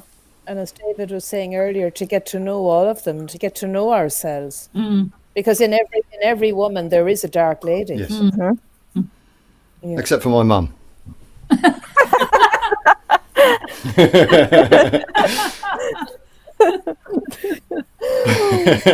Funny. The problem that most people have is that they're frightened of what's inside. Everybody is so frightened of what's inside. For their own power, because they could be frightened of how powerful or potent they could actually be if they use some of these archetypes, because it could actually get them something that they're looking for, which they can't handle. Yes. Can I? Go ahead. Oh no, I wanted to because this one little sheet that I printed out, it divides the pie into 4 sections of each archetype. For those on the chat that might not know, so they divide them into groups. So the caregiver, the ruler, and the creator. It says that provides structure. Agree? Disagree? Yeah, no, agree. Okay. The innocent, the sage, and the explorer explore spirituality. Yes. Yeah. And the outlaw, the magician, and the hero leave legacy. And then every man, jester, and lover connect with others. So it kind of breaks it down into categories of the 12. Every man was from the morality poets of the 16th century. That's a character. It forms the basis of what you call your fool in your tarot deck. So the morality philosophers came up with this character called every man, right? And it is one of the more useful archetypes because it means that you can blend, okay? And so the morality philosophers came up with this construct, and the fool in the tarot deck. A lot of people don't look at the tarot deck in the way that it should be looked at. If you are using Rider-Waite as an example, there's a story that the tarot deck goes through. The fool sets off on his journey and he encounters these characters that are in the tarot deck. But the characters that he is encountering in the tarot deck are characters, are aspects of himself. Right? Where he's learning his own power. So I say this with very, with a lot of commitment. Listen to me very carefully when I say this, guys. If you do not come to terms with the various personalities within yourself, and you are going to be operating at what, 30% of who you are. Yeah. You gotta claim the magician. You have to claim the dark lady if you are a woman. You absolutely do, or else you are. Let me put this into perspective as an example. If you are a woman and you do not claim the dark lady within yourself, do you know what that makes you? No. Prey, a victim. Oh, yeah. Yeah. That's what that makes you. There's a reason why you claim that. If you are a man and you have not claimed the magician within yourself, you know what that makes you? Fairly useless. Yeah. Powerful. Impotent in a way. Yes, you are. You lack force and ability to claim your own life. Yeah. These are the kinds of things that this is why you need to claim those things.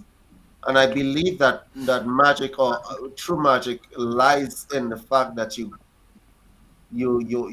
get those personalities together, and you get the strength from all of them, and you manifest them into this creation.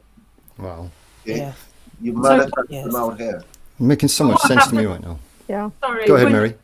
You've been the flip side of something, then you go the other way. So you're saying all these archetypes have a flip side, is what you basically just said, isn't it? Here's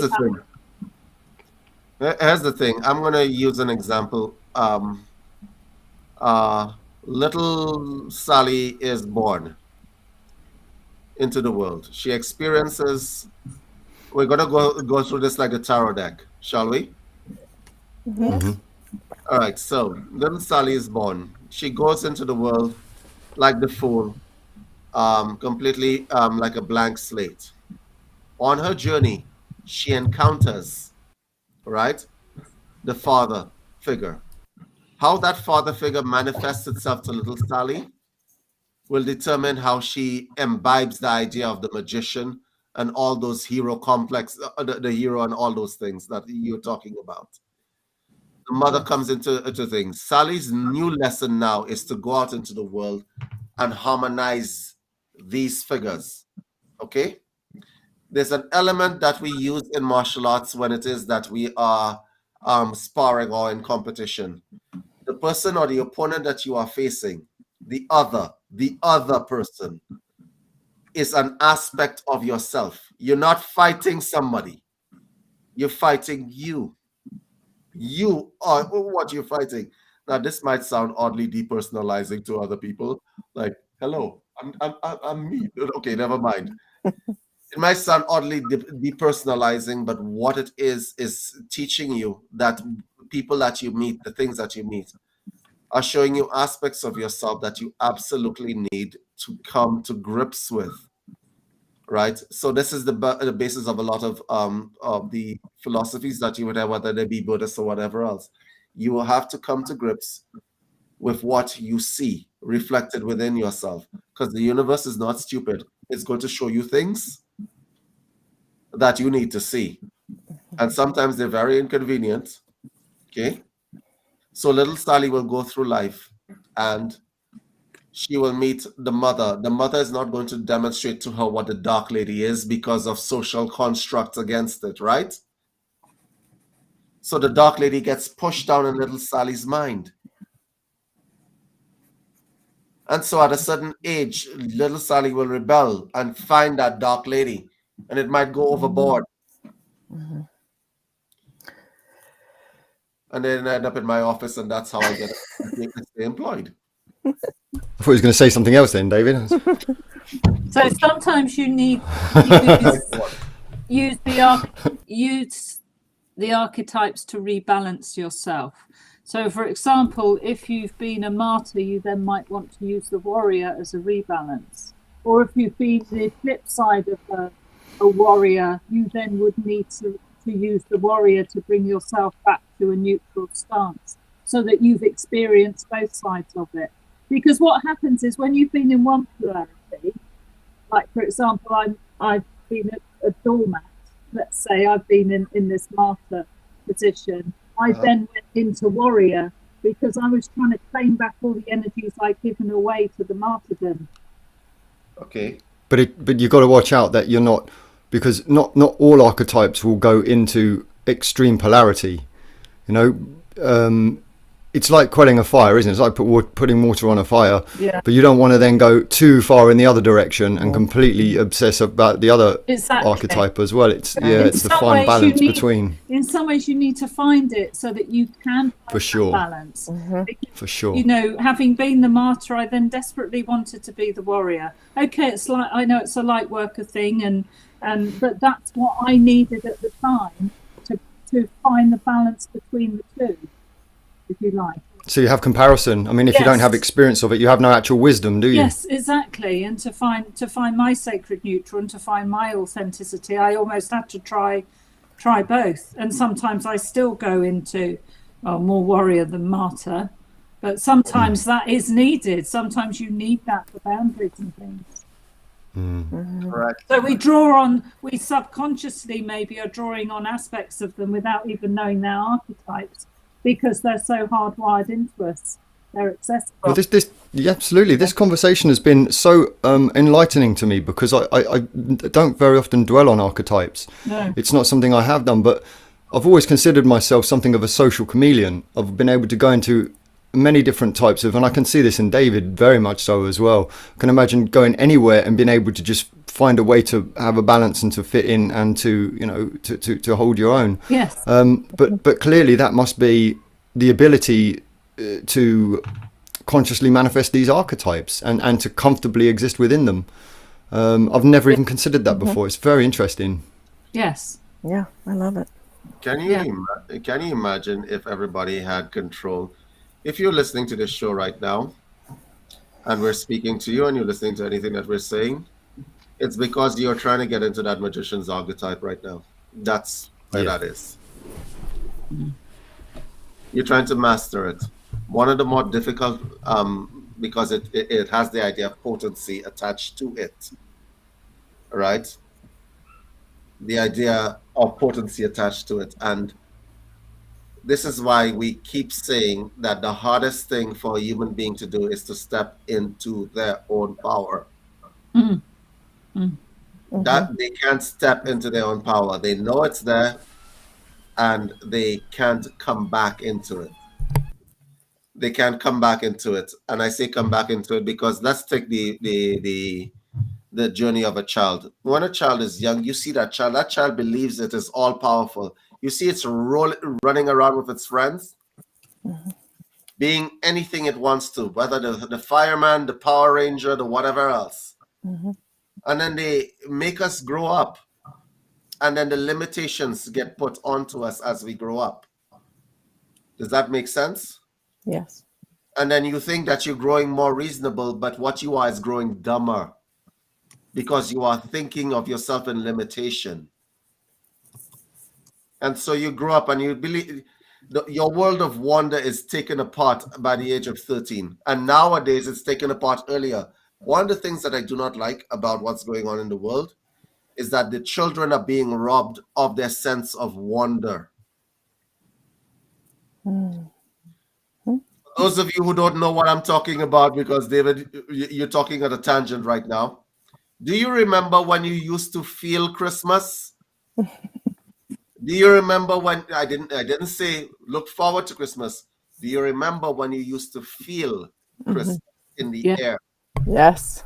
Yes. Yes. Yeah. Do you feel it now? No, you don't. No. You think your children are feeling it? No, they're not. They robbed them of that. They commercialized it. So there was the goodwill among men is now out of the air. So my point that I'm trying to make to you guys is that even when you look at it from a children's perspective, the child's sense of wonder. In a child's world, magic is possible. Okay? Well, Google ended that for y'all because the child could go online and see, does Santa Claus exist on his cell phone? No? Okay, so I guess mommy's putting the gifts in the stocking. You know how that, listen, when you take the sense of wonder and magic out of a child's eyes, what you are left with is a shell. And this is what is happening to children nowadays. There's no sense of wonder, which is why people are opting for homeschooling and so on. They want their children to grow up with a sense of wonder. That's what mine did.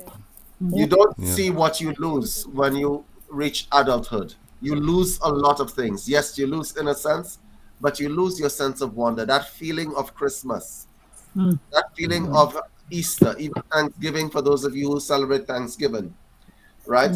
You lose it. It's not in the air anymore. And so you become hardened as a result of it. You think you're becoming smarter. I am more worldly now. I know stuff, right? I know the tooth fairy doesn't exist. Did it make your life any better knowing that Santa Claus doesn't exist? Or the tooth fairy didn't exist? Did it make your life better? It made it a lot darker, didn't it? Your world began to close down. So as an adult, you are operating with diminished capacity. Okay? It's not your child that doesn't know. It is you who do not know. Because you have created a diminished capacity of yourself to operate within the bounds of what society tells you is applicable. Yeah. Now, I know this crazy lady. I won't mention her name. This woman goes all out at Christmas. This woman, listen, I used to live in this country. And there was this lady, her name was Cheryl, and she had myself and her husband put lights all over our house. That was a lot of work, okay? Yeah. Right? Doing a Christmas tree is a lot of work. Christ, I didn't know Christmas was so hard. It made us work. Why? Because she was intending that her kid was going to continue to have that sense of wonder. And I thought it was a lot of work. I thought it was stupid because my back hurt for days afterwards. But the fact of the matter is, I respect her now because her kid turned out to be one well-adjusted person. Okay? So, especially for those of you in the spiritual field, you want to know what you guys are doing in esoterics. You're not trying to reclaim what you all already lost.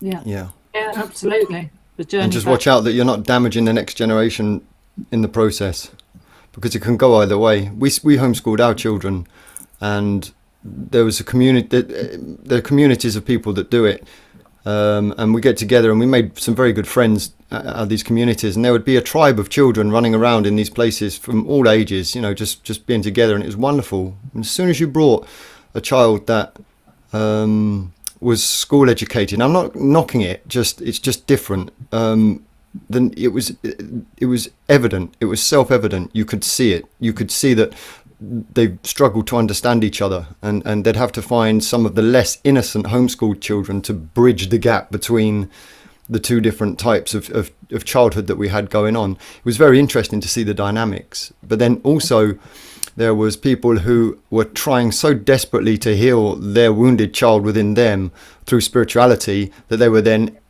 imprinting it into the children and ruining their childhood through spirituality. And veganism and things such as this. I'm good. Listen, the worst thing that you could do is not. You're very quiet, Mary. Sorry, David. You're very, very quiet, Mary. You could hear me there, 'cause I lost power. There was a power cut here, and I'm only back. But can you hear me now? I just wanted to check. Yes, you're loud and clear. Loud and One clear. of the things, while I'm talking, one of the things that I'd like to share with you in relation to this topic is when I had children many years ago when they were very young, and I met this psychic, and I was asking the psychic, what did each child need from me to do for them? As a mother, what was the best thing I could do for each individual child? So she gave me all the basic kind of advice, that we'd all know, feeding and clothing and education and safety and security and all of that. But one of the things that she said, and I never forgot it, and it's really what you're saying now. She said one of the roles that a parent has with the child is they must preserve the innocence in the child so that they can see the goodness in the world. And I just thought it's not spoken about. Parents don't know that. And it's like the latency period in children where you don't interfere sexually with the child during the latency years. You preserve that innocence. But of course, this is much broader than that. This is just preserving the innocence, as you talked about the wonder of the fairy lights, David, and all of that. And it's just so beautiful. I think it's just a beautiful role that the parents play in preserving that innocence, and they're up against it these days because the world is hammering at that constantly. Mary, people said to me and my ex-wife, people said to us all the time, they're going to need to learn to be in the world. They need to learn the reality of the world. They need to be able to exist in the world. Well, these kids, they've got it. They're balanced. They're happy. They can decide when a situation is uncomfortable. They aren't too easily influenced by media and things such as this. They know how to be human beings because that's what they've done for the first part of their life. Instead of being dictated what you should and should not do, what you can and cannot learn, they've experienced whatever they chose to experience, which was facilitated.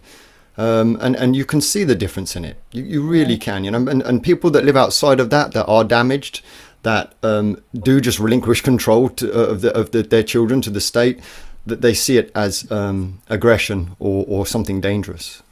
And I think that sometimes parents have the idea that, it's good for their child to expose them to this when they're young. It's going to toughen them and they're going to be able for the world and they'll be able to fight their battles better. But in actual fact, what it does is it breaks them. Yep. Can I say something here? Honestly, that thought pattern, Mary, thank you for bringing it up because it's a real problem. Like it'll toughen them up. I've never seen a chicken look at the egg. I need to toughen you up, so I'll expose you. I'm going to push you down the hill. Oh my God, our species are not the brightest on the planet. Hey, little egg, I'm going to toughen you up by throwing you out of the nest. Guess what's going to happen?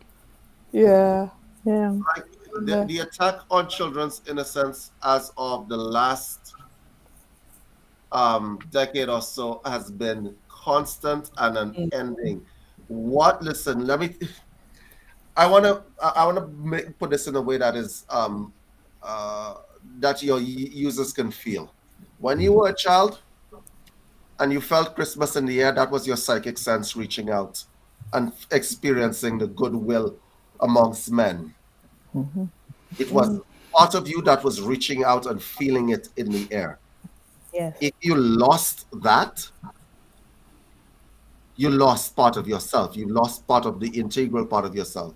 So looking at children and seeing what they came in with, you should be, that's a jealousy that happens with a lot of people, right? Yeah. So now you're 30 years down the road, you enter this esoteric path and you're trying to figure out how to get back there, to be able to feel what's out there and interpret it. And you call it, you have a nice technical word for it. It's your psychic sense. Children don't have a name for it. It's just what is. That's who they are. Yeah. Okay? That's who they are. So I think there's an aspect of the archetypes and what's inside of you, especially when the children are playing out their archetypes inside themselves, the hero, the villain, whatever else, right? Right? When children are playing out these archetypes within themselves, they are training a part of themselves, just like the kitten that is playing with that ball of yarn, learning and teaching itself how to hunt. These children are teaching themselves an aspect of their higher selves that people do not see, okay? And so when you destroy it by telling them, oh, we're going to teach you about sexuality right now up in front, and knowing full well that if you teach a child about sexuality, whatever you teach a child, they're going to latch on to, right? To the detriment of other things that are happening. There's a certain amount of levity that you give a child, which we call play. We call it play, but what it is training for the child, like a kitten with that ball of yarn. You don't see a mother cat looking at the kitten and say, no, play with it this way. It doesn't do that. The kitten learns. I'd like to share an example, David, or a couple of examples. And one of my youngest, Crystal, her name is, she decided once that she wants to be a boy. and experience what that's like. So for 2 years, she cut her hair, changed her name to Chris, and lived as a boy. Once she'd satisfied herself with that experience, she'd come back to Crystal again. Was growing her hair in as a girl, as a female. So, there was no definitive decision. It was an experience, and I thought that was very noble. I really, really enjoyed that. But one thing that I saw, one example that I saw that really hurt hard. We were at a wedding that was at a friend's property of mine, where he's got this beautiful country property that people come and have weddings and things on there. And we had at the end of the evening, we had an open fire, and we were toasting marshmallows and sitting around the open fire. And there was a group of women, and you could just see their disapproval at this fire. And there was a little boy there, and he was standing there looking at all of the other children enjoying themselves around this fire. And he was the look of desperation in his face. That look like that. And he looked back at his mum, and she said, "No, that's dangerous." Oh. And he just had to stand there and just watch. Mm-hmm. And my heart just broke, because I could see how much he wanted to. I mean, that's... And you could see the women standing there with their arms folded, looking at everybody like that. It's called helicopter parenting, and it's never a good thing. It was awful, and it's just there was no wiggle room at all for that little boy to even say, "Mummy, can I not even just sit a little bit close and have one marshmallow?" Or it was just a straight no. Well, and claim danger when clearly there's 13 people sitting around that fire who are in no danger at all whatsoever. So it's how that must appear to that child, and I would imagine when he grows up he's going to say "fuck mum." Mm-hmm. You can feel it actually as you talk about it, Matty. I can feel the child. Yeah. Poor little devil. Yeah. Yeah, you just have to go to a playground and watch parents and their children interact. It's "Oh no, don't fall. Oh no, I'll help you. Oh no. Oh my gosh." And it's like the children, they have to fall and they have to get hurt. Yeah. So, wow. One of my girls used to like showing the boys up. That was her favourite thing to do. So she used to go down to the playground, and where they'd be messing around saying they can or can't do things, she'd shimmy up and do chin-ups on the bars and things like this. It was remarkable. And that was just because she'd been allowed to experiment and experience. And she discovered, I can do this. Exactly. Whereas these other kids are predisposed with, well, on the playground, we're not allowed to do that. Therefore, it must be impossible. Yeah. Yeah. So interesting. The way they limit these children has been never a good thing. Yeah. And one kicking off outside. Helicopter parents. That's what Lillian's saying. Yeah. You never get to a stage where you shut down the child's idea of possibility, and they grow up as despiritualized creatures. Yeah. And I suppose I do feel a bit for the parents of today and even recently, because one of the things I noticed as a parent was I started to observe a change that wasn't there actually when I was a child. Because when I was a child, I was brought up in an environment where the parents just knew everything, and you just depended on the parents for everything. And you just asked your parent and you completely trusted whatever they said. But I did notice a slippage when I was a parent, and I noticed it with my peers, where parents began to be afraid to be parents.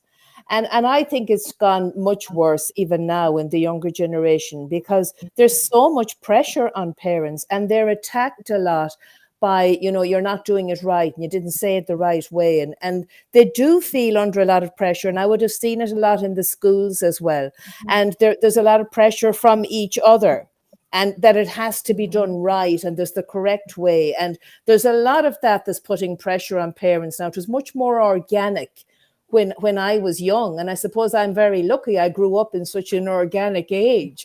But it's very technological now, and everybody is so technologically smart. Not me, and that's a pity. I would prefer to be, but it's just that it's something that I have observed, and I feel for them sometimes, because I just think it's okay to make the decision. It's okay to say to your child whatever you think is best for your child, even if others disagree with you. It's okay to do that. I think that a little bit of that needs to be reclaimed. So, Mary, I did an experiment myself. I don't have kids, but I went to a PTA, parent teacher. Oh no. I did just to see what I could see. Yes. What the hell? Why do you all go to these things? What the hell? Like, what is wrong with these people? Like it's worse than church. Yeah. That is worse than church. Oh my God. Like, you got a bunch, like everybody in the PTA is judgmental AF. Yes. School board meetings too. School board meetings are horrible. And I think the instinctual aspect has slipped out of it a bit, and it's more the knowledge and the what you've learned in the books and all of that kind of thing.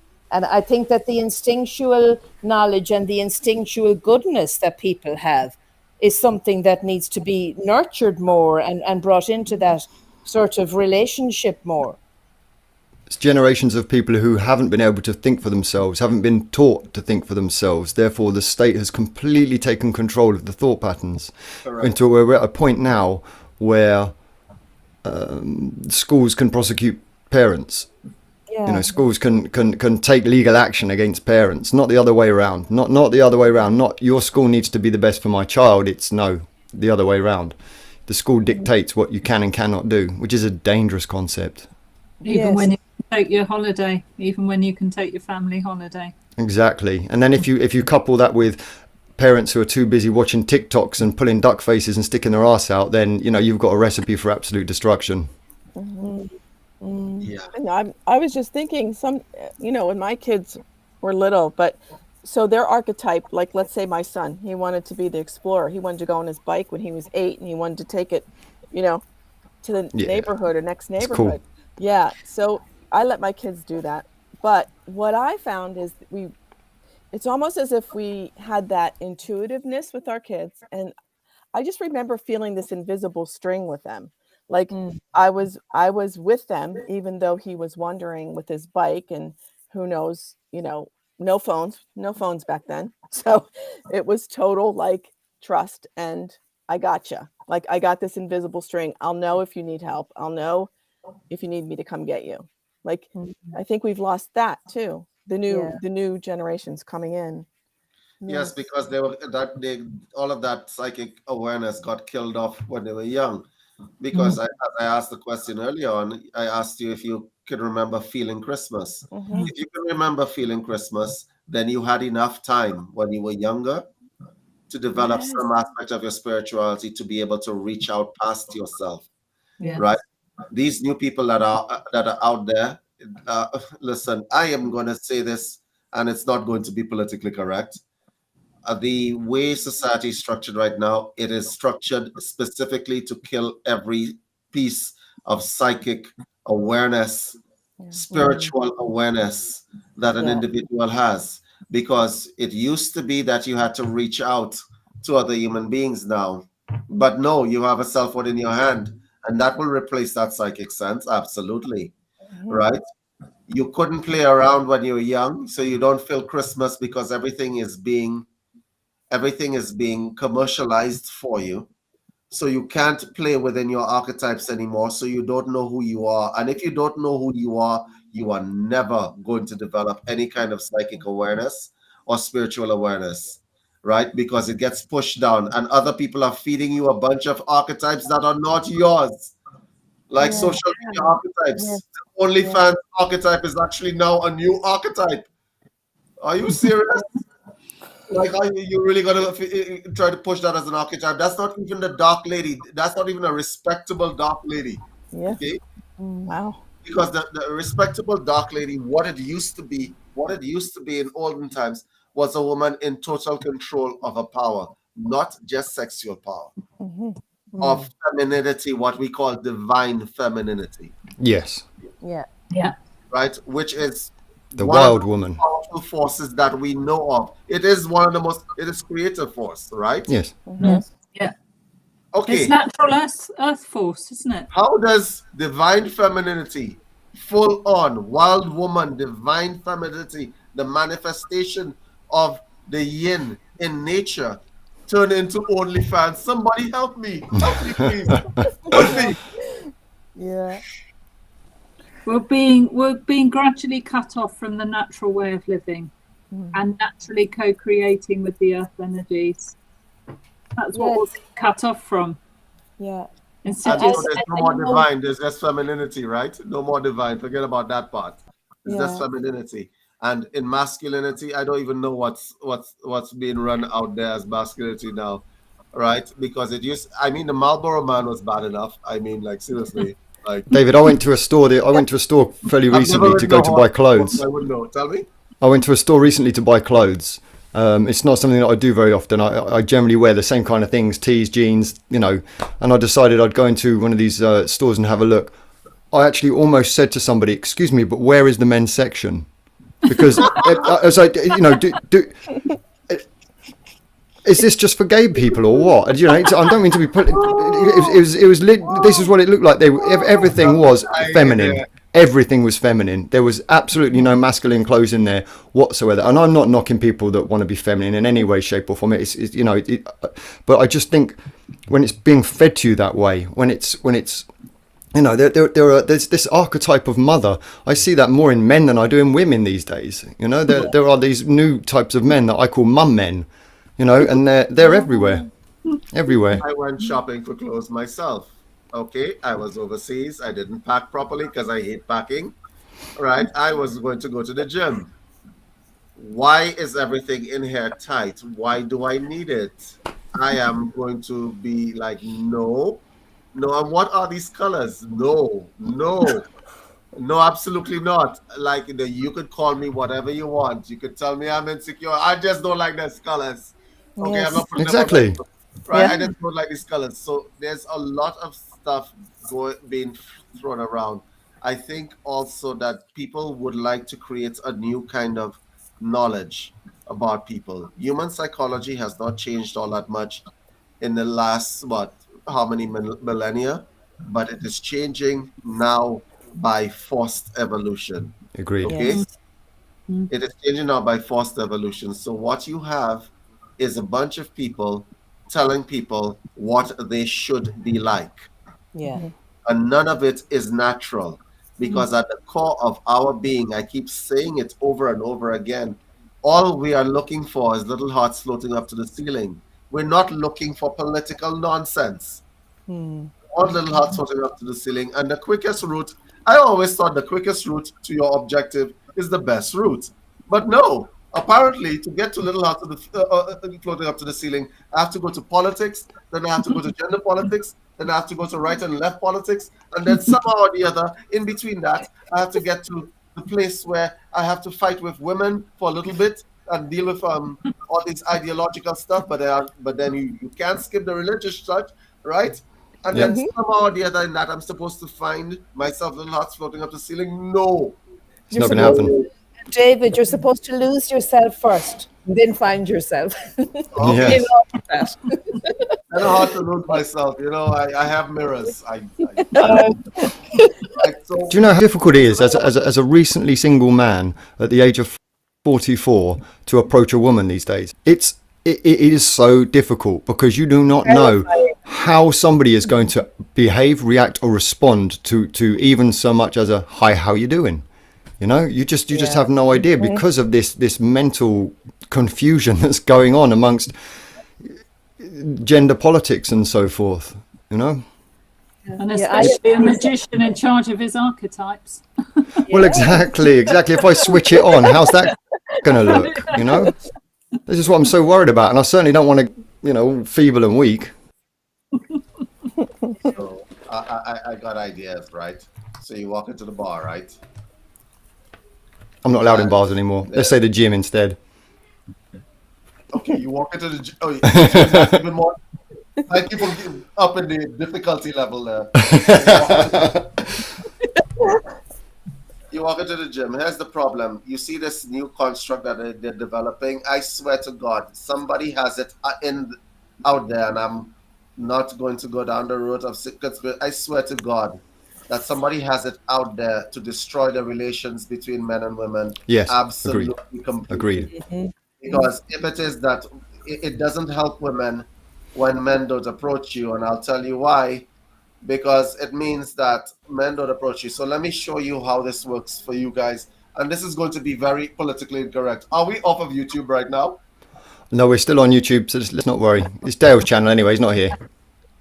Okay. Get him a couple of strikes there. So anyway, look at this big picture, because I sit down and I think about these things. You have a situation where you have the feminist ideology, which started a radical feminism, not feminist ideology, which started this campaign that tried to tell women that they didn't need men. Okay, fine. That's not a problem. Not a problem. Now you have a different injection coming into fray, right? Of gender politics as well. So basically, men are afraid to approach women because they're afraid of being thought of as creepy. Yes. Okay? Yeah. There's the prevalence of transactional relationships, means that I pay you money and you are my girlfriend. The OnlyFans model. Okay? There's nothing genuine about that. Follow me so far, because you see the despiritualizing of relationships, or how it's happening. Then you have men who are transitioning to become women and doing bottom surgery and top surgery, okay? Which doesn't augur well for you women, by the way, because just because you transition to a woman, you would still have the drive, the sexual libido and drive for sexual activity like a man. So you have men replacing y'all who are going to be easier to access by other men, assuming that they're not very picky. Okay? I'm sorry, I told you this is going to get sick. This is going to get very, very sick.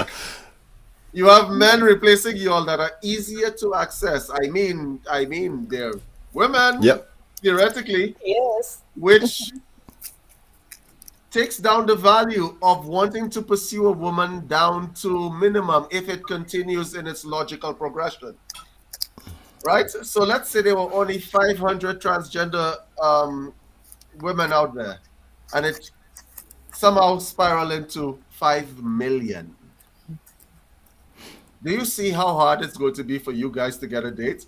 Because it's going to be so much easier to access the transgender women. Right?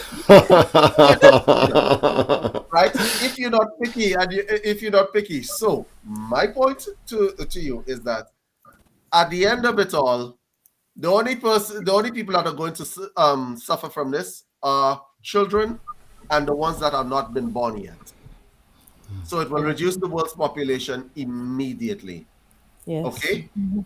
Yeah. It will reduce the world's population immediately. And I swear to God, I can't see, when I look at the big picture view, I'm like, is somebody deliberately just screwing up the whole world?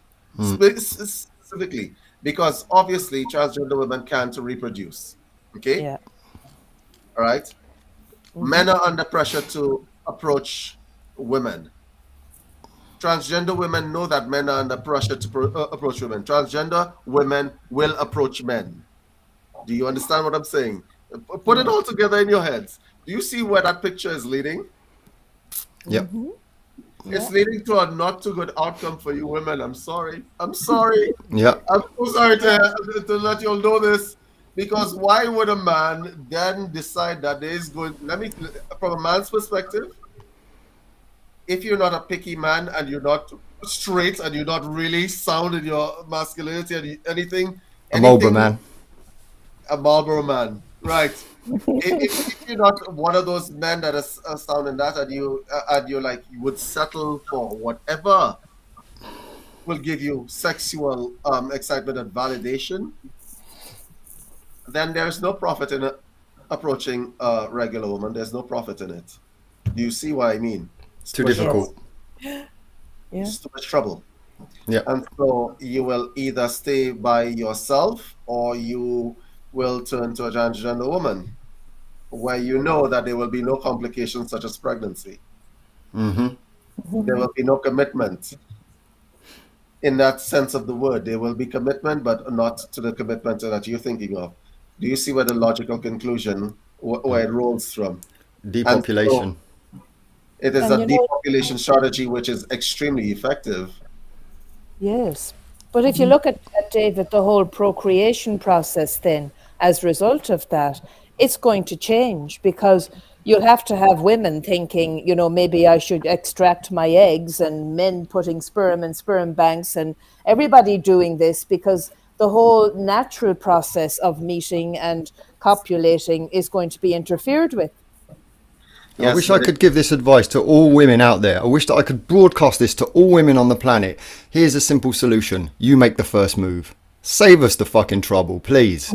You make the first move, because somebody would be like, thank God you did that, because I was wanting to do that for weeks. You make the first move.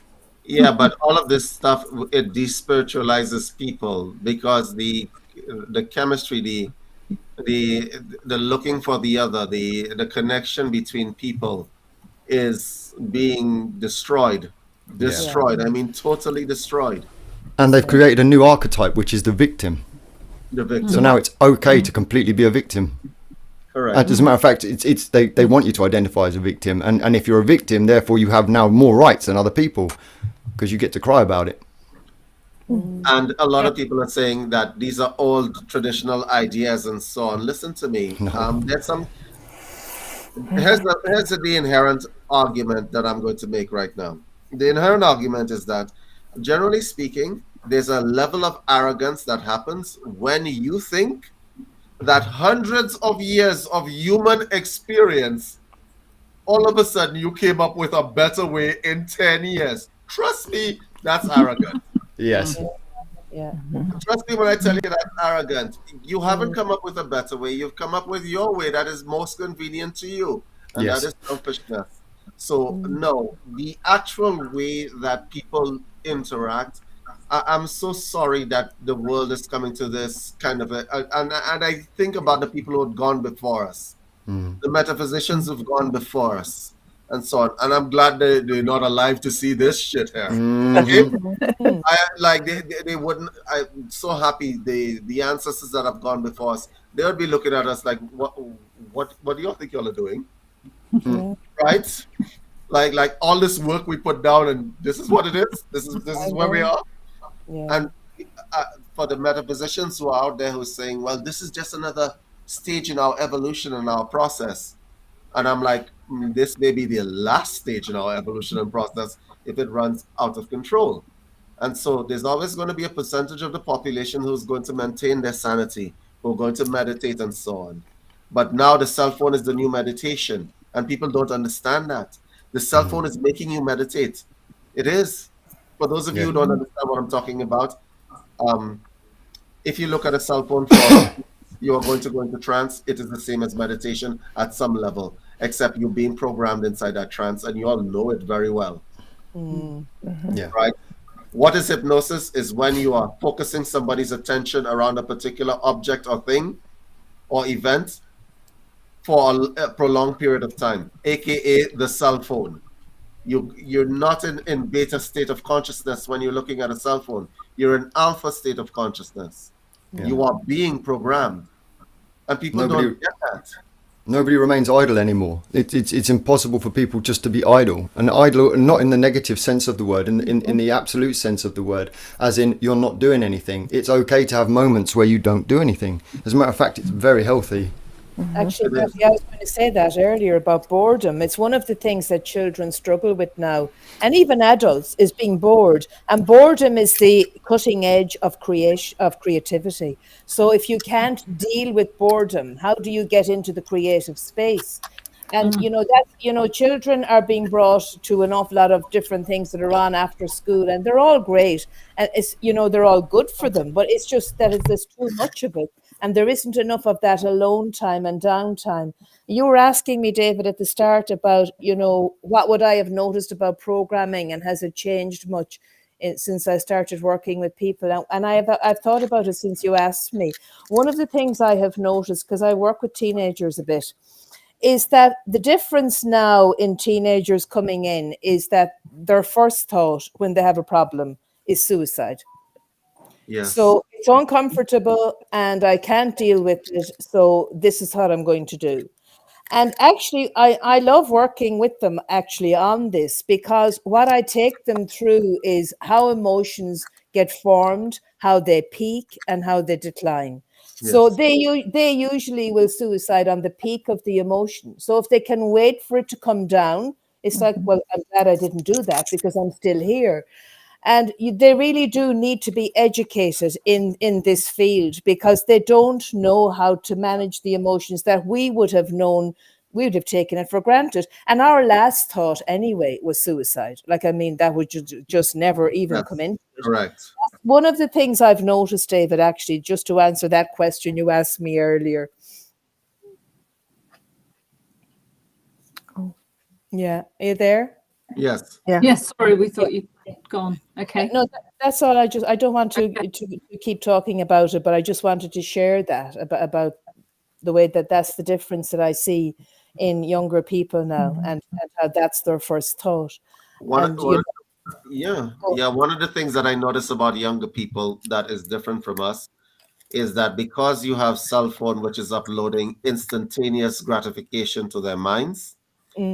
You remember, like, I'm gonna refer to Amy because I could see it in her eyes and I could see it in Laura's eyes as well.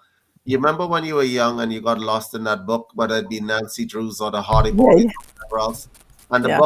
the book had more than 5 pages in it. It had like 100 and something pages or 200 something pages and stuff like that. You remember Yeah. those days? You had to finish an entire book, and you read the book from cover to cover, and you would buy the book. You would actually buy the book and you would read it from cover to cover. Yeah, that's not happening now. The attention span of children has been shortened for specific things. And let me explain to you, when it is that you're dealing with spiritual work, as an example, as I said, I sit down and I think about the despiritualization of the entire planet. When you shorten somebody's attention span, they cannot focus for very long on anything, aka they'll never get into spirituality. They never will. Because it ain't instant gratification. That's for damn sure. Yeah. Okay, it ain't instant gratification. You are despiritualizing that person, right? So let's say you wanted to read a book on spells or a book or whatever else, a book on magic and so on. People are not doing that. The Book of Shadows, they're not going to read that. Okay. But what they're going to do is go onto YouTube and do whatever 5 minute video or whatever the case as the case may be. Or TikTok. So the children, as an example, are despiritualized because they lack their focus. Because lack of focus, look at the skills that these children are losing. They're losing their sense of wonder. They're losing their sense of focus, the ability to focus.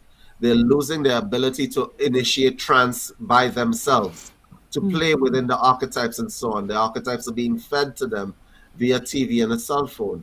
And what happens to these children is that what you have is mindless, soulless automatons growing up unhappy, which is why, Mary, I feel that when they have an emotion that is out of the rails, they immediately go to ending it all because they have Yes. no other option. Exactly. Exactly. And They it's so can't go sad. to They're so beautiful. I actually do love working with them. And it's more prevalent in boys than in girls.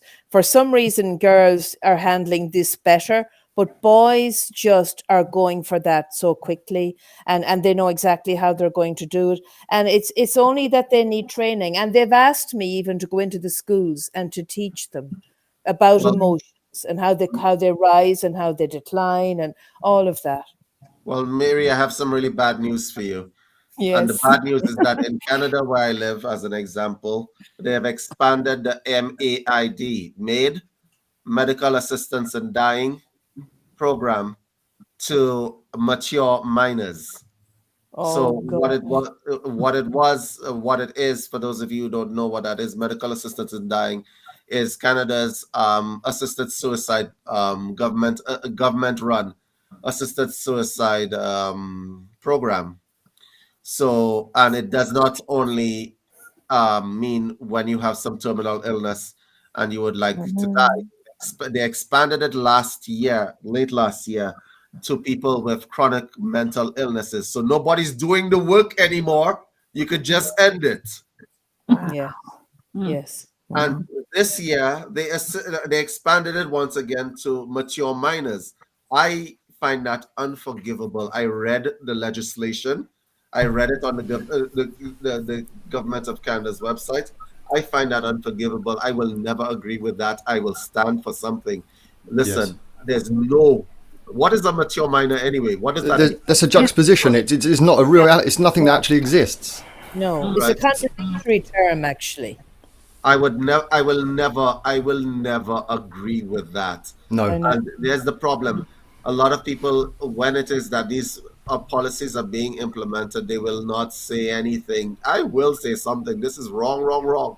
Yep. When it is that you have a child that is suffering from chronic depression over a prolonged period of time, you do the work and you save that child. What are you talking about? What are we talking about here? Yeah. Right? David, did you when we discussed this privately, and didn't you say that it was shown what would be approved and what would not be approved, and it was much easier for a child to say I'm depressed and want to kill myself than it is for a child to say I'm terminally ill and I want to go out peacefully and not in pain. So they're actually preferring the suicide over the actual.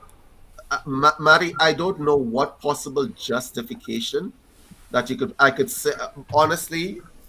I could understand, because Canada has, and I've tried to understand from different perspectives, because I like to argue with myself and argue against myself. So I try to put myself on the side of the people who are supporting this stuff. And I said to myself, well, from a business perspective, cold speaking, because the people making these policies are not parents, it doesn't affect their children. They're rich enough so that it doesn't affect their kids. Okay? Mm-hmm. Yeah. So from their perspective, there's universal healthcare here. So what they're doing is releasing the burden on the healthcare system by eliminating the aspects of the healthcare system, the burdens that do not need to be there. Okay? Yes. So if you're suffering from chronic depression over a long period of time and there's no hope in sight, then you can end it. That will release us from having to front the bill for your recovery. For the rest of your life. Yeah. Exactly. Yeah. So I understand where they're coming from the financial perspective. But from the human perspective, all that is required from my perspective, and I've written papers on this for your NHS in England, by the way, right? Okay. What is required is to stop making every mental health care professional person an official of the NHS. Stop doing it. Yeah. Yes. Okay? Have courses where people can teach people how to help other people. Disseminate it so that people can reach people where they are. Okay. The AA program is a perfect example of that, right, David? With the AA was I've just been reading through the book, the 12-step or whatever it's called, and it was decided in there that no clerical person could help or medical person could help another alcoholic. Only another alcoholic could help them. Yes, disseminating the information, because by the numbers alone, you will reach a wider cross-section of the population. But the problem with centralizing healthcare, right? I mean, there's the CPR program, learning CPR and first aid as an example. Learning psychological first aid in times of crises and so on. Like, disseminate that information to everybody that's out there. Yes. Right? Yes. Because a child in crisis, as an example, will have there's only a certain amount of time that you have to get through to that child. Mary, you understand what I'm talking about. I do, yes, absolutely. You have a certain amount of time to get through to that child. And if you are not getting through to that child in that time, that child could very well be lost. Yes. I tell you. Yes. Yeah. Okay. And so the time that you take with your little red tape and your processes and stuff like that, you know how many children fall through the cracks? I know how many children fall through the cracks because I've actually seen it happen. Yes. Okay? Yeah. I was counseling in the third world. There are a lot of people who grow up psychotic, sociopathic in the third world because nobody reached them in time.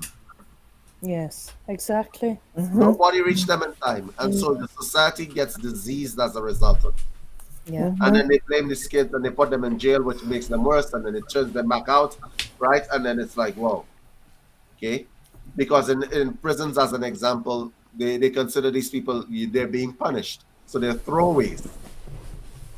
Yes. How many people actually believe that prison is a rehabilitative idea? Well, I've been to prison, and I can tell you, it absolutely is not. Right? There's nothing rehabilitating. You don't learn anything inside there that is going to help you unless you meet somebody inside there, which is like don't believe the movie. You're not going to meet somebody inside there who's going to introduce you to Islam, and then you turn into a great or unholy person. Okay, that happens like in one out of a million cases. Give me a break. So I think that honestly, when we look, I mean, we got up the topic, but the truth of the matter is, when you're looking at the world in general, the despiritualization of people is leading to a place where, children specifically now, is leading to a place where you have a bunch of people who are out of their spiritual power, who have no way of finding it. None. Yeah. Exactly. Hey, Mary, can I ask you a question? Yes. Are you allowed to touch the children, physically touch the children? Well, no, I wouldn't be. Not working as a counsellor, Matty. I wouldn't. Oh, just a counsellor. Yeah. You see, my ex-wife, she was working. She was as a teacher, a PE teacher, and now she teaches swimming. But it's absolutely they were absolutely discouraged from ever holding or picking up a child if they were in a state of despair or pain or discomfort. It was said an absolute no, and it was you must not imprint any form of that on the children. So what we're talking about is natural, loving, maternal, paternal instincts and safety and protection is considered no. It's considered negative. And I think that's rules awful. They're in place to protect the workers and the helpers, because of all this thing that has been created, a lot of it about, inappropriate touch and all of that, and names and all of that. So that's what's behind all of that. But I do some physical, I do reflexology and Indian head, and I can obviously then, I'm in a different capacity then, but it would be just their feet or their heads. But I don't work with those children like that. They prefer to come to me just to talk about whatever it is that's bothering them. They really do need to talk rather than anything else. Yes. Yeah. Mm-hmm. I had a situation once when I was out and around when I'd had a conversation with a child and a friend of mine had said, you can't just talk to children like this. And I was like, what are you talking about? I'm a parent. I talk to children if I wish.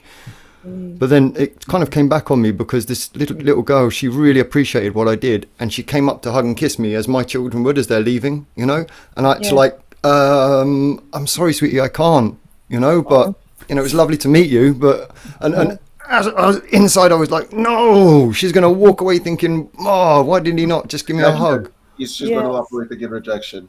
Yeah. Exactly. Awful feeling. Yeah. Sad. Yeah. Maybe we need another talking stick show on despirituality and how we can step some of that. That is a topic that needs to be addressed, because honestly, the only reason that we're doing what we're doing is because I think all of us can see where the world is going. It's not hard to see. Yeah. So maybe we'll do that, guys. I think if you're okay, we'll sort of bring this to a close now. Yes, we're about 2.5 hours in, so it's about time we... Yeah, it's wonderful. Thank you all for coming on. Do you want to give everybody a way to get hold of you, David, and anything you're doing at the moment that you want to put out there? Yes, so guys, if you haven't already seen it, we have a Kujikiri free webinar that's out there on social media. You guys can sign up for that webinar at any point in time that you also desire. It's free it's running on Friday, Saturday, and Sunday. And you guys can sign up whenever you want to. We're also going to be probably rolling out a nutrition course for you guys. A nutrition course for spiritual people as well. That's number 2. Other than that, we'll be doing a number of other things in the future at UCM. So you can email me at info@universalcitizentv.com. Great. Thanks, David. And thanks for coming on. Mary, how can people get hold of you? My email is marykilcoyne@hotmail.com, and I do Zoom work. I do counselling on Zoom. I didn't until COVID, but it is actually one of the benefits of COVID, so I can work with anybody anywhere in the world.